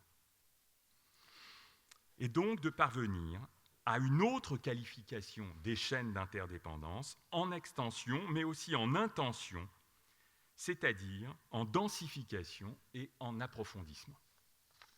Je m'explique. Les deux motifs latouriens que j'ai dégagés dans ma lecture se conjuguent ici, à savoir l'incorporation de la science à la socialisation moderne par la mise en œuvre de la pensée laboratoire et le singulatim et omnes, qui correspond au point de bascule historique de l'incorporation écologique, qui est à mon sens un nom plus précis pour ce qu'on appelle l'anthropocène. À ce point de bascule, dit Latour, la reconfiguration du problème est une tâche qui prévaut sur l'emportement qu'on met à vouloir la traiter.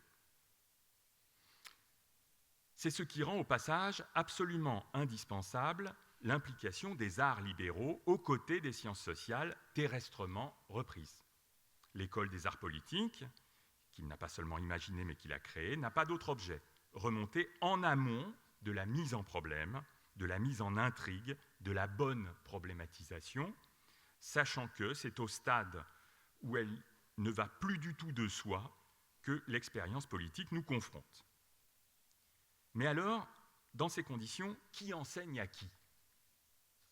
La question est brutale, mais elle ne peut être évitée, non pas parce qu'on a lâché sur les exigences scientifiques de la pensée laboratoire, mais parce qu'on cherche au contraire à les honorer, ces exigences, le plus complètement possible. Car la mise en problème des secousses ressenties doit être plus ouverte qu'elle ne l'a jamais été à la singularité des situations.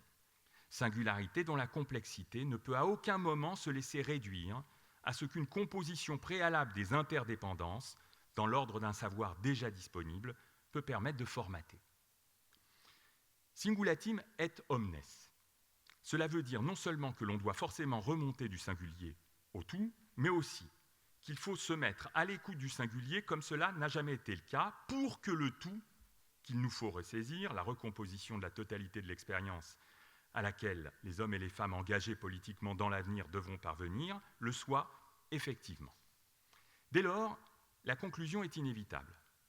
Latour retrouve une intuition d'Isabelle Stengers, dont l'absence aura été l'un des grands regrets de ce colloque.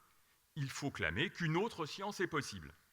C'est le titre d'un livre d'elle déjà ancien. Mais, et c'est cette fois ce que j'appellerais l'intellectualisme propre à Latour qui nous commande de l'ajouter, il faut affirmer aussi haut et fort qu'une autre école libre est requise pour que cette autre science, dans le moment présent, se fraye sa voie, s'élabore, s'enseigne et se diffuse en tant que formation des acteurs politiques compétents. Je cite Latour, donc c'est la fin de son discours.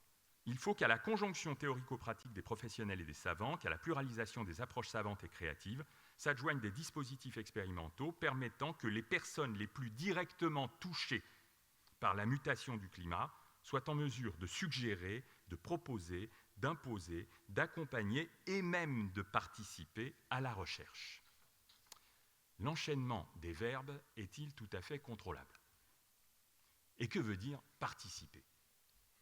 Une chose est sûre, ou en tout cas me paraît sûre, ce n'est pas à de la démocratie participative introduite dans la science que pensait Latour.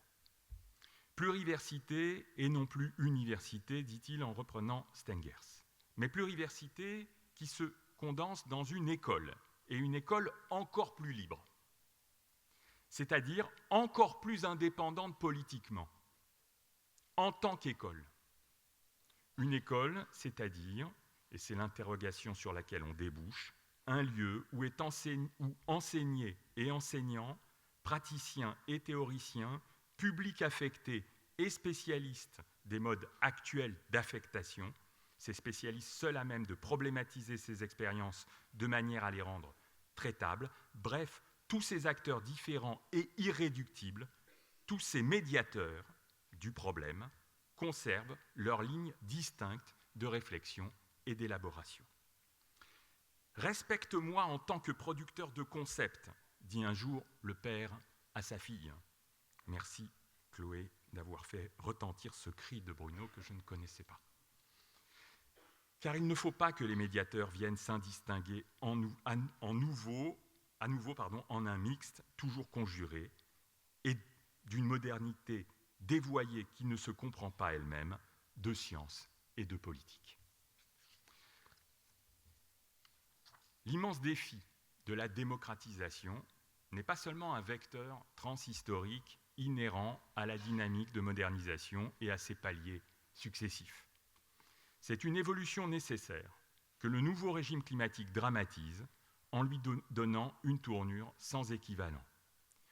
Penser ce qui nous arrive pour agir, c'est se rendre réceptif à ce qui arrive et à qui, en aménageant dans l'espace filtrant du laboratoire un mode de réceptivité et d'effort de problématisation d'une difficulté toute particulière. Difficulté que l'on ne connaissait pas encore lorsque les problèmes sociaux et politiques, comme au temps de Pasteur et de Boutmy, n'avaient pas la diffraction et la profondeur des interdépendances intrinsèquement liées aux dépendances à l'égard des milieux de vie. À l'heure où nous sommes, la science politique doit changer pour être une science plus haute, plus rigoureuse, plus forte dans sa capacité à éclairer les nervures et à renouer les fils qui composent nos expériences. Entendons les expériences de tous, sachant que tous ne sont plus les mêmes que dans l'étape de démocratisation que nous avons d'ores et déjà laissée derrière nous. Tous sont de plus en plus conscients, écologiquement conscients, de ce que chacune de ces expériences est signifiante au regard de toutes les autres.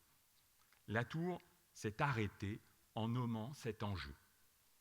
Il nous laisse, en tant que chercheurs, professeurs, artistes ouverts à l'ensemble de ces affectations et de co-affectations, dans leurs efforts pour s'articuler en problèmes à résoudre, face à la question de savoir comment relever ce défi.